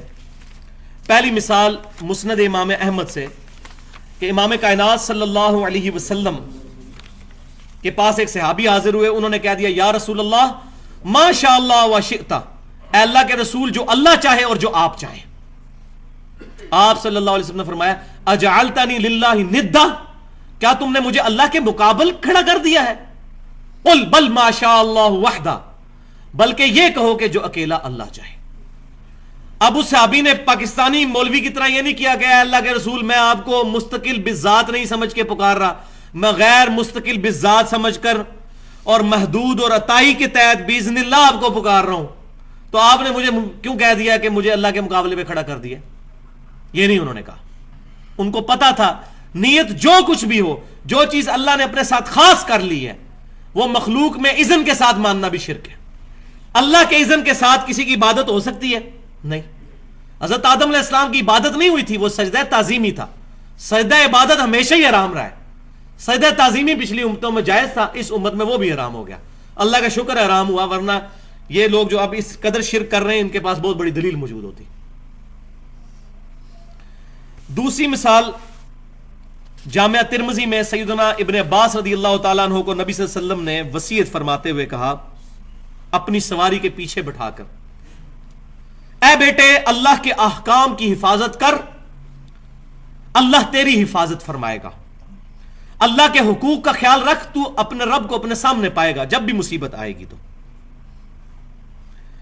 اور جب تجھے سوال کرنا ہو تو صرف اللہ سے سوال کرنا، اور جب مدد طلب کرنی ہو تو صرف اللہ سے مدد طلب کرنا. اور پھر ساتھ کیا ارشاد فرمایا، جان لے اگر پوری امت جمع ہو کر تجھے ذرے کے برابر فائدہ پہنچانا چاہے اور اللہ نہ چاہے تو نہیں پہنچا سکتی، اور پوری امت مل کر تجھے ذرے کے برابر نقصان پہنچانا چاہے اور اللہ نہ چاہے تو نہیں پہنچا سکتی. تقدیر کے صحیفے لکھ کر خشک ہو چکے اور قلم اٹھا لیے گئے. اس حدیث کو امام ترمذی نے کہا ھذا حدیث حسن صحیح، یہ صحیح حدیث ہے. اب یہ حدیث کہ مدد صرف اللہ سے مانگنا، سوال صرف اللہ سے کرنا، صحابہ کرام کو اس کا مطلب پتا تھا کہ اس سے مراد ہے غائب میں مدد کے لیے، دعا کے لیے پکارنا. ورنہ جس طرح آج کا مولوی اپنے ماننے والوں کو سکھا رہا ہوتا ہے، دیکھو جی جب ہم پانی میں ڈوب رہے ہوں تو کسی کو مدد کے لیے نہ پکارے. اس صحابی نے تو نہیں کہا یا رسول اللہ صلی اللہ علیہ وسلم مجھے بھوک لگی ہو تو میں اپنی ماں سے روٹی نہ مانگوں, آپ کہہ رہے ہیں کہ اللہ ہی سے مانگنا تو میں روٹی اللہ سے مانگوں. صحابی نے نہیں یہ گستاخی کی. پھر یہ بھی نہیں کہا یا رسول اللہ صلی اللہ علیہ وسلم مجبور انسان کوئی ہے وہ مدد کے لیے جو ہے وہ کسی کے پاس پیسے روپے لینے کے لیے نہ جائے, اللہ کو پکارنا شروع کر دے. ان کو پتا تھا کہ ظاہری اسباب اور چیز ہے, دعا کرنا اور چیز ہے. یہ آج کے گستاخ لوگوں نے یہ مسئلے جو ہیں وہ گھڑے ہوئے ہیں. اور تیسری مثال جو میں نے پچھلی دفعہ بھی دی تھی, بخاری اور مسلم کی متفق علیہ حدیث ہے, جب 70 صحابہ کو دھوکے سے شہید کیا گیا تو انہوں نے دعا کی, اے اللہ ہمارے نبی کو ہمارے حال کی خبر کر دے. انہوں نے نہیں کہا یا رسول اللہ انظر حالنا, حضور صلی اللہ علیہ وسلم دنیا میں موجود ہے اور وہ کہہ رہے ہیں اے اللہ ہمارے نبی کو ہمارے حال کی خبر کر دے. یہ حضور کی تربیت تھی, ان کو پتا تھا رسول اللہ کو پکارا تو شرک ہو جائے گا. تو چاہے جائے کہ آج پکارنا کتنی بڑی گستاخی. تو پھر مصیبت اور پریشانی میں آپ صلی اللہ علیہ وسلم نے وظیفہ بھی تعلیم فرمایا. جامعہ ترمذی میں صحیح سند کے ساتھ, المستدرک الحاکم میں بھی موجود ہے. آپ صلی اللہ علیہ وسلم ہر مشکل, ہر پریشانی میں کہتے تھے یا حیو یا قیوم برحمتک استغیث, اے خود سے زندہ ہر چیز کو تھامنے والے, میں تیری رحمت کا سوال کرتا ہوں, تیری مدد کا سوال کرتا ہوں تیری رحمت کے ساتھ. یہ آپ صلی اللہ علیہ وسلم کی دعا ہوا کرتی تھی. صحیح بخاری میں موجود ہے, آپ صلی اللہ علیہ وسلم مشکل پریشانی میں حسبنا اللہ و نعم الوکیل کہا کرتے تھے. ہم نے اللہ ہی پر بھروسہ کیا, وہی بہتر کارساز ہے. جامعہ ترمذی میں حدیث موجود ہے, آپ صلی اللہ علیہ وسلم نے بہترین دعا تعلیم فرمائی, لا الہ الا انت سبحانک انی کنت من الظالمین. یہ حضرت یونس علیہ السلام کی دعا مانگو گے اللہ کبھی محروم نہیں لوٹائے گا. یہ آپ صلی اللہ علیہ وسلم نے ارشاد فرمایا. لیکن تمام کے لیے ذکر و درود شرط ہے. جامعہ ترمذی میں حدیث ہے کہ ذکر و درود جو ہے یہ دعاؤں کی قبولیت کا ذریعہ ہے. ایک بہت لمبی حدیث کا خلاصہ یہ بنتا ہے کہ جو شخص اللہ کا ذکر اور نبی صلی اللہ علیہ وسلم پر درود شریف پڑھ کر اللہ کی طرف متوجہ ہوتا ہے تو آپ صلی اللہ علیہ وسلم نے اس کے لیے فرمایا سل تعطا, سل تعطا, مانگ تجھے دیا جائے گا, مانگ تجھے دیا جائے گا. تو یہ ہمارا دوسرا ٹاپک بھی کنکلوڈ ہوا. اب آخری حصہ آج کا, تقریباً اب پیچھے 20 منٹ باقی ہیں, تو یہ انشاءاللہ امید ہے کہ کور ہو جائے گا ہمارا ان 20 منٹوں کے اندر. یہ بہت امپورٹنٹ ٹاپک ہے جو اب ڈسکس ہونے جا رہا ہے, اور آج کے دور کا بہت بڑا مسئلہ ہے یہ. اس کی بنیاد کے اوپر لوگ گمراہی کے اندر گھرے ہوئے ہیں, اور وہ یہ ہے کہ کیا کلمہ گو مسلمان بھی شرک کر سکتا ہے؟ لوگ کہتے ہیں دیکھیں جی, ایک طرف کہتے ہیں کلمہ گو ہے, کلمہ پڑھ لیا, اب اس کو مشرک بھی کہتے ہیں. یہ کیسے ہو سکتا ہے کہ کوئی بندہ کلمہ پڑھے اور وہ شرک بھی کرے؟ واقعی ہم بھی کہتے ہیں یہ کیسے ہو سکتا ہے؟ جس نے صحیح کلمہ پڑھا ہوا ہے وہ شرک تو نہیں کر سکتا, اور جس کو کلمے کا مطلب ہی نہیں پتا وہ تو ضرور شرک کرے گا. میں نے پچھلی دفعہ بھی بتایا تھا, نبی صلی اللہ علیہ وسلم کے مبارک دور میں کاتب وحی جو ہے مرتد ہو گیا تھا. بخاری اور مسلم کی متفق علیہ حدیث ہے. اس کو دفناتے تھے, زمین باہر پھینک دیتی تھی. حضور کے زمانے کے اندر وہ مشرک ہو گیا تھا, آپ کا صحابی تھا, ایمان تو لایا تھا, کاتب وحی تھا, وہی لکھا کرتا تھا. یہ بہت بڑی اوریا مثال ہے, اس کے بعد کوئی گنجائش نہیں رہتی. حضور صلی اللہ علیہ وسلم دنیا میں موجود ہے اور وہ بندہ مشرک ہو گیا, عیسائی ہو گیا. حضرت عیسیٰ علیہ السلام کو اللہ کا بیٹا ماننا شروع کر دیا اس نے. تو یہ ایک چھوٹی مثال بھی بہت تھی, لیکن اب میں ٹیکنیکلی اس ایشو کو ایڈریس کروں گا تاکہ یہ مسکنسیپشنز اس معاملے میں دور ہوں. تو سب سے پہلے سورۃ الانعام کی آیت نمبر 82. اب میں وہ دلائل نہیں پیش کروں گا کہ جس میں دو طرف مطلب نکل سکتے ہیں, تو وہ کمزور دلائل کو پکڑ کے جواب دینے کی کوشش کرتے ہیں. میں وہ مضبوط دلائل انشاءاللہ پیش کروں گا اللہ کی مدد سے جس کا جواب نہیں ان کے پاس ہوگا, جو شیطان کے ہتھے چڑھے ہوئے ہیں. سورۃ الانعام آیت نمبر 82. بسم اللہ الرحمن الرحیم. الذین آمنوا ولم یلبسوا ایمانہم بظلم اولئک لہم الامن وہم مہتدون. وہ لوگ جو ایمان لائے پھر ایمان لانے کے بعد اپنے ایمان میں شرک کو شامل نہیں کیا, وہی لوگ قیامت والے دن امن میں ہوں گے, وہی لوگ ہدایت یافتہ ہیں. ایمان لانے کے بعد شرک نہیں کیا. اس کا شان نزول صحیح بخاری اور مسلم کی متفق علیہ حدیث کے اندر موجود ہے. عبداللہ بن مسعود رضی اللہ تعالیٰ عنہ کہتے ہیں جب یہ آیت نازل ہوئی ہم بڑے پریشان ہوئے کہ یا رسول اللہ صلی اللہ علیہ وسلم, اس آیت میں آیا کہ جو شخص ایمان لایا اور ایمان لانے کے بعد اپنے ایمان میں ظلم کو شامل نہ کیا تو وہ شخص قیامت والے دن امن میں ہوگا, ہدایت پر ہوگا, تو یہ ظلم کا جو لفظ آیا ہے, ظلم تو عام معنوں میں تو گناہ میں آتا ہے. ربنا ظلمنا انفسنا, اے رب ہمارے ہم نے اپنی جانوں پر ظلم کیا, گناہ کیا. تو یا رسول اللہ صلی اللہ علیہ وسلم کیا قیامت والے دن کوئی بھی امن میں نہیں ہوگا؟ کیونکہ کوئی شخص ایسا نہیں جس سے گناہ نہ ہو. تو آپ صلی اللہ علیہ وسلم نے سورہ لقمان کی آیت نمبر 13 ارشاد فرمائی اور فرمایا ان الشرک لظلم عظیم, بے شک شرک سب سے بڑا ظلم ہے. یعنی اس آیت میں شرک ہے مراد ظلم سے, عام گناہ نہیں. جو شرک کرے گا ایمان لانے کے بعد, ایسے شخص کو پھر امن نہیں ملے گا. تو آپ صلی اللہ علیہ وسلم کی اس تشریح سے یہ بالکل بات ثابت ہو گئی کہ ایمان لانے کے بعد بھی جو شرک سے بچے گا اسی کو قیامت والے دن امن اور ہدایت ملے گی, اور کسی کو نہیں ملے گی. پھر صحیح مسلم میں حدیث ہے, امام کائنات صلی اللہ علیہ وسلم نے بیان فرمایا, جس مسلمان کے جنازے میں 40 ایسے لوگ شریک ہوں جو اللہ کے ساتھ شرک نہ کرتے ہوں, تو اللہ تعالیٰ ان 40 بندوں کی شفاعت اس کے حق میں قبول کر لے گا. یعنی وہ جب جنازہ پڑھیں گے اللہ تعالیٰ ان کی مغفرت کر دے گا اس بندے کی, اگر 40 ایسے بندے ہوں جو شرک نہ کرتے ہوں. تو بھائیو اگر شرک ختم ہو چکا ہے تو نبی صلی اللہ علیہ وسلم کو یہ بات کہنے کی ضرورت ہی نہیں ہے. وہ جس حدیث سے یہ سہارا لیتے ہیں نا, وہ حدیث میں اینڈ پہ میں بیان کروں گا اور اس کا مفہوم بھی بیان کروں گا, اس حدیث کا مطلب کیا ہے. ابھی صرف یہ دلائل سنتے جائیں. تو جو بندہ جنازہ پڑھنے کے لیے آتا ہے, مسلمان ہی جنازہ پڑھتا ہے, اور تو کوئی جنازہ پڑھنے کے لیے نہیں آتا. پھر صحیح بخاری اور مسلم کی متفق علیہ حدیث ہے, یہ بالکل کرٹیکل حدیث ہے اس حوالے سے, تم لوگ بھی اگلے لوگوں کے راستے پر چل پڑو گے, قدم با قدم, بالشت بر بالشت, حتیٰ کہ اگلے لوگوں میں سے کوئی شخص گوہ کے سوراخ میں داخل ہوا تو تم لوگ بھی وہی کام کرو گے. یعنی اپنے امتیوں کو آپ صلی اللہ علیہ وسلم بیان فرما رہے ہیں. صحابہ کرام نے پوچھا یا رسول اللہ صلی اللہ علیہ وسلم, یہ اگلے لوگ جو گزر چکے اس سے مراد یہودی اور عیسائی ہیں؟ آپ نے فرمایا اگر وہ مراد نہیں تو پھر کون لوگ مراد ہیں؟ یعنی جو جو خرابیاں یہودیوں اور عیسائیوں میں پیدا ہوئیں تم میں بھی پیدا ہوں گی. اب یہ حدیث پیش کر کے ہمارے پاکستان میں ایک بہت بڑے عالم ہیں جو ہر سال توحید کانفرنس کر رہے ہیں, اور اس کانفرنس کا مقصد اثبات توحید نہیں ہوتا بلکہ شرک کی تمام اقسام کو قرآن حدیث سے ثابت کرنا ہوتا ہے. ڈاکٹر آصف اشرف جلالی صاحب, اور توحید کانفرنس میں یہ حدیث انہوں نے بیان کی ہے, وہ پورا میں نے ان کا میگزین پڑھا ہے, وہ اخبار جس کے اندر آیا ہے. وہ کہتے ہیں جی یہ جو حدیث ہے نا, تم بھی اگلے لوگوں کے راستے پہ چل پڑو گے, اس سے مراد یہ نہیں ہے کہ یہود و نصارہ کی طرح یہ امت شرک کرنا شروع کر دے گی. اس سے مراد یہ ہے کہ یہ جس طرح انگریز فیشن کریں گے, یہود و نصارہ جو جو لباس پہنتے ہیں مسلمان بھی وہی لباس پہننا شروع کر دیں گے, وہی حرکتیں شروع کر دیں. عقیدے کی بات نہیں ہو رہی, حالانکہ اس حدیث میں تو ایسی بات کوئی نہیں ہے, کیٹاگوریکل مینشن ہے, مطلقاً ہے. لیکن وہ کہتے ہیں اس سے مراد یہ ہے. For the sake of argument ہم ایگری کرتے ہیں, لیکن بھائیو الحمدللہ کتب احادیث کے اندر اس حدیث کا موقع اور محل بھی, شان فرمان بھی موجود ہے کہ کس جگہ پر آپ نے یہ بات ارشاد فرمائی تھی. وہ جامعہ ترمذی کے اندر صحیح سند کے ساتھ حدیث موجود ہے.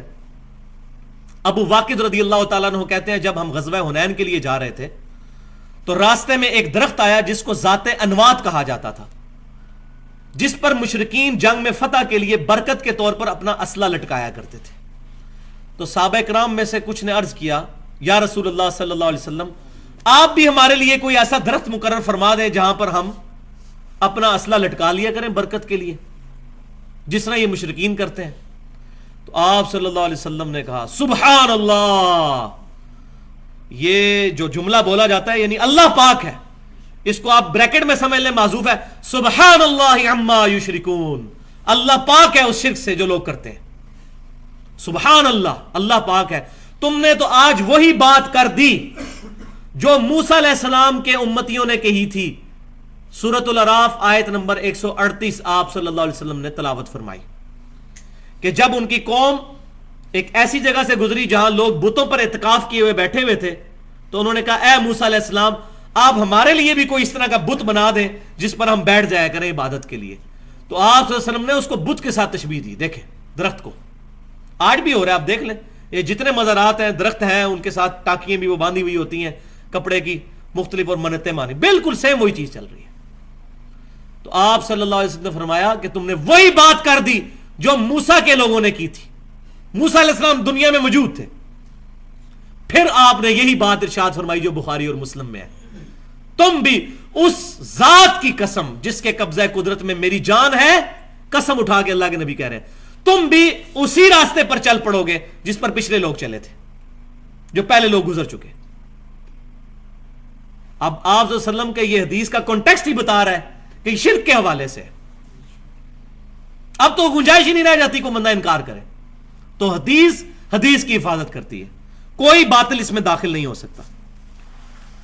پھر صحیح بخاری اور مسلم کی متفق علیہ حدیث ہے, سیدہ عائشہ کہتی ہیں حضور صلی اللہ علیہ وسلم کے بیماری کے دن تھے آخری, اور حضور کی 2 بیویاں بیٹھ کے گفتگو کر رہی ہیں, ام سلمہ اور ام حبیبہ رضی اللہ تعالی عنہن, کہ جب ہم حبشہ گئے تھے ہم نے ماریا نام کا ایک گرجا دیکھا تھا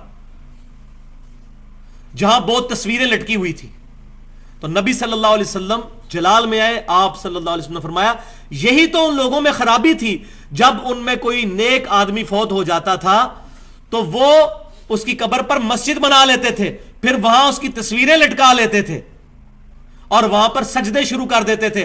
قیامت والے دن اللہ کے حضور بدترین مخلوق ہوں گے یہ لوگ, بدترین مخلوق, والعیاذ باللہ.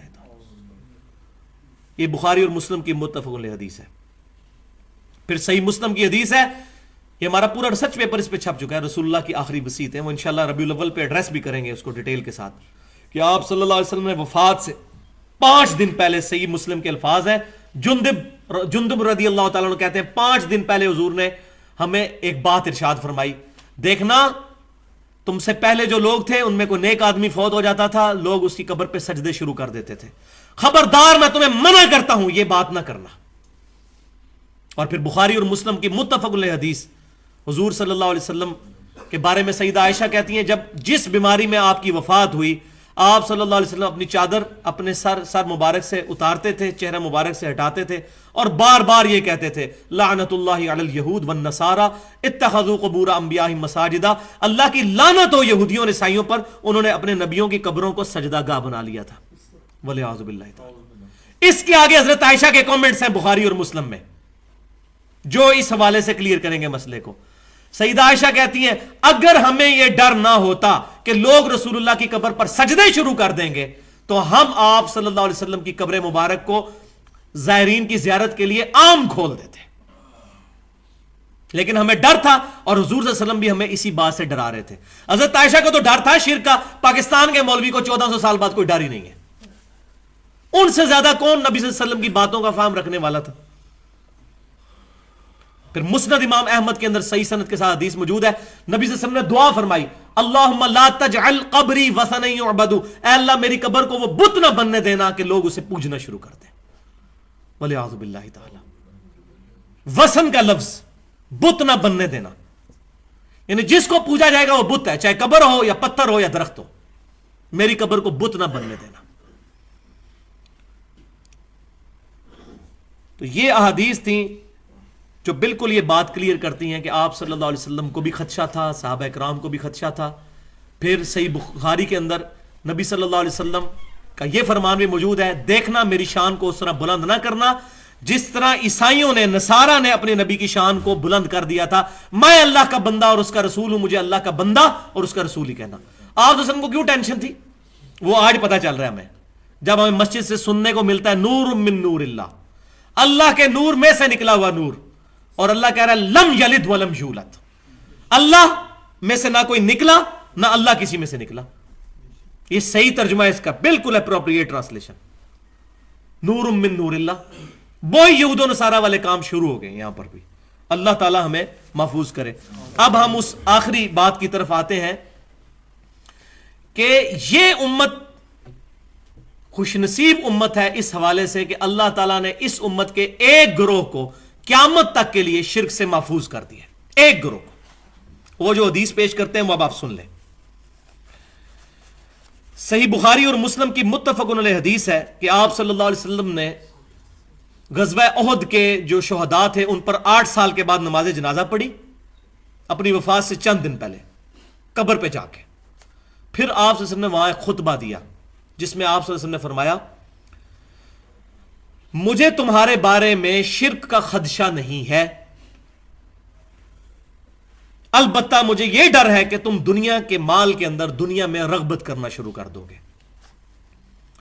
اس حدیث کو پیش کر کے کہتے ہیں کہ آپ صلی اللہ علیہ وسلم نے چونکہ فرما دیا کہ مجھے شرک کا خدشہ نہیں ہے، لہذا شرک بالکل ختم ہو گیا. تو پہلی بات یہ ہے کہ اس خطبے کے بعد وہ حدیث آتی ہے جو آپ صلی اللہ علیہ وسلم کی وفات سے جسٹ پہلے بستر مرگ پر ہے کہ اللہ کی لعنت ہو یہود و نصارہ پر، انہوں نے اپنے نبیوں کی قبروں کو سجدہ گاہ بنا لیا تھا. اور حضرت عائشہ کہہ رہی ہیں کہ رسول اللہ صلی اللہ علیہ وسلم ہمیں ڈرا رہے تھے کہ یہ کام نہ کرنا. اگر اللہ نے آپ کو گارنٹی دے دی تھی کہ امت شرک نہیں کرے گی تو حضور کو ڈرانے کی کیا ضرورت تھی؟ کیا اللہ تعالیٰ پر ایمان نہیں تھا نبی صلی اللہ علیہ وسلم کا؟ نعوذ باللہ. ان سے بڑھ کر کون کامل الایمان ہو سکتا ہے؟ وہ مطلب جو لیا گیا اس حدیث سے وہ یہ نہیں ہے. یہ آپ اس حدیث کو غور سے سنیں کہ مجھے تم سے خدشہ نہیں شرک کا. یہ پرٹیکولر خطاب ہے اس گروہ کے ساتھ جو گروہ قیامت تک شرک سے محفوظ رہے گا. اس زمانے میں وہ گروہ صحابہ کرام پر مشتمل تھا اور پھر قیامت تک انہی کے پیٹرن پر مان علی و اصحابی کے تحت ایک گروہ شرک سے محفوظ رہے گا. صحابہ کرام علیہم رضوان اس زمانے میں اس امت کے ریپریزنٹیٹو تھے، اس وقت کوئی فرقے نہیں بنے ہوئے تھے. پھر انہی کے پیٹرن پر ایک گروہ قیامت تک حق پر قائم رہے گا. اور یہ میں بات اپنی طرف سے نہیں کر رہا، یہ بخاری اور مسلم کی متفق علیہ حدیث ہے کہ آپ صلی اللہ علیہ وسلم نے فرمایا میری امت کا ایک گروہ قیامت تک حق پر قائم رہے گا، کوئی نقصان پہنچانے والا ان کو نقصان نہیں پہنچا سکے گا، وہ غالب رہیں گے علمی دلائل کے اوپر، ویسے نہیں، علمی دلائل کے اوپر، حتیٰ کہ قیامت آ جائے گی. ایک گروہ، اس ایک گروہ کے بارے میں بشارت ہے وہ شرک نہیں کرے گا. بنی اسرائیل میں تو سارے کے سارے گروہ شرک میں مبتلا ہو گئے، لیکن یہ امت توحید ہے، اس کا ایک گروہ قیامت تک حق پر قائم رہے گا. اور یہی جو حدیث بخاری اور مسلم کی ہے، اس کا بھی آپ شان ارشاد اگر پڑھ لیں سنن ابی داؤد کے اندر، اس کے اندر موجود ہے پوری حدیث، ترمذی میں بھی ابو داؤد میں بھی، کہ نبی صلی اللہ علیہ وسلم نے فرمایا قیامت اس وقت تک قائم نہیں ہوگی جب تک میری امت میں سے کچھ قبائل مشرکین میں سے نہ جا ملے اور دوبارہ سے بتوں کی پوجا نہ شروع کر دیں. یہ واضح الفاظ. پھر آپ ساتھ ہی فرما رہے ہیں بتوں کی پوجا شروع ہو جائے گی اور میرے بعد 30 جھوٹے دجال پیدا ہوں گے جن میں سے ہر شخص یہ دعویٰ کرے گا میں اللہ کا نبی ہوں، حالانکہ انا خاتم النبیین لا نبی بعدی، میں خاتم النبیین ہوں، میرے بعد کوئی نبی نہیں. اور پھر آپ نے فرمایا اس کے بعد کہ میری امت کا ایک گروہ قیامت تک حق پر قائم رہے گا، کوئی نقصان پہنچانے والا اس کو نقصان نہیں پہنچا سکے گا. اب اس آیت، اس حدیث کا بھی شان ارشاد پتہ چل گیا کہ کس موقع پہ آپ نے فرمایا تھا. پہلے آپ نے ذکر کیا کہ امت میں اس طریقے سے لوگ مشرکین کے ساتھ ملیں گے، بتوں کی پوجا شروع کریں گے، لیکن ایک گروہ بچ جائے گا. تو پتہ چل گیا. سنن ابی داؤد کے اندر حدیث ہے کہ آپ صلی اللہ علیہ وسلم نے فرمایا کہ 72 فرقے میری امت کے دوزخ میں جائیں گے.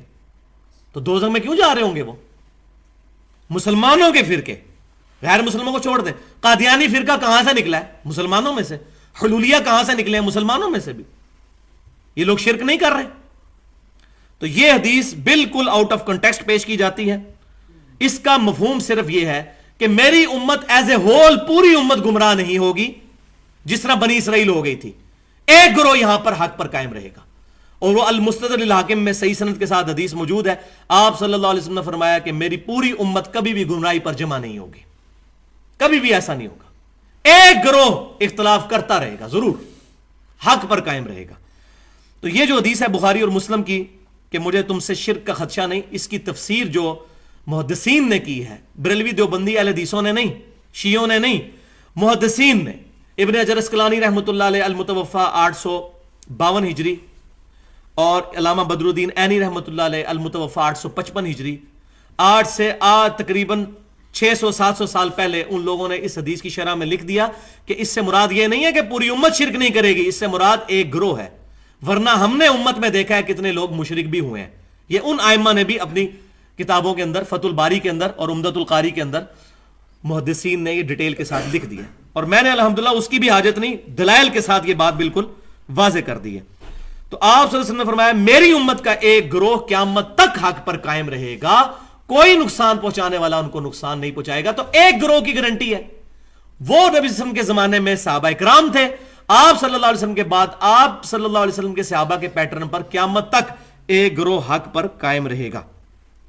اور یہاں وہ بھی حدیث سن لیں، یہ جو حدیث ہے کہ میری امت کے 72 فرقے دوزخ میں جائیں گے، سنن نبی داؤد میں، اس کے ساتھ الفاظ موجود ہیں کہ میری امت میں ایسے لوگ پیدا ہوں گے جن کے اندر بدعتیں اس طرح داخل ہو جائیں گی جیسے باولا کتا کسی کو کاٹ جائے اور اس کا زہر اس کے ریشے ریشے میں پہنچ جائے، ایسی میری امت کے اندر بدعتیں داخل ہو جائیں گی. اور پھر ان بدعتوں کا انجام کیا ہونا ہے؟ وہ بخاری اور مسلم کی متفق علیہ حدیث ہے، قیامت والے دن میرے حوض کوثر پہ کچھ لوگ لائے جائیں گے جن کو میں پہچانتا ہوں گا. کیوں؟ کہ مسلمانوں کے اعضائے وضو چمک رہے ہوں گے قیامت والے دن، قادیانیوں کے بھی چمک رہے ہوں گے. وہ تو پرسرات میں فیصلہ ہوگا نا کہ کون واقعی مسلمان ہے اور کون نام کا مسلمان ہے. قادیانی بھی اپنے آپ کو مسلمان ہی سمجھتے ہیں نا. تو میں اعضائے وضو کے چمکنے کی وجہ سے ان کو پہچان لوں گا. تو میرے حوض کوثر پہ جب وہ لوگ لائے جائیں گے، میں ان کو حوض کوثر سے جام پلانے لگوں گا تو ان کے اور میرے درمیان ایک دیوار کھڑی کر دی جائے گی، وَلِعَاذُ بِاللَّهِ تعالی. میں کہوں گا اللہ یہ میرے امتی ہیں، یہ میرے ساتھی ہیں.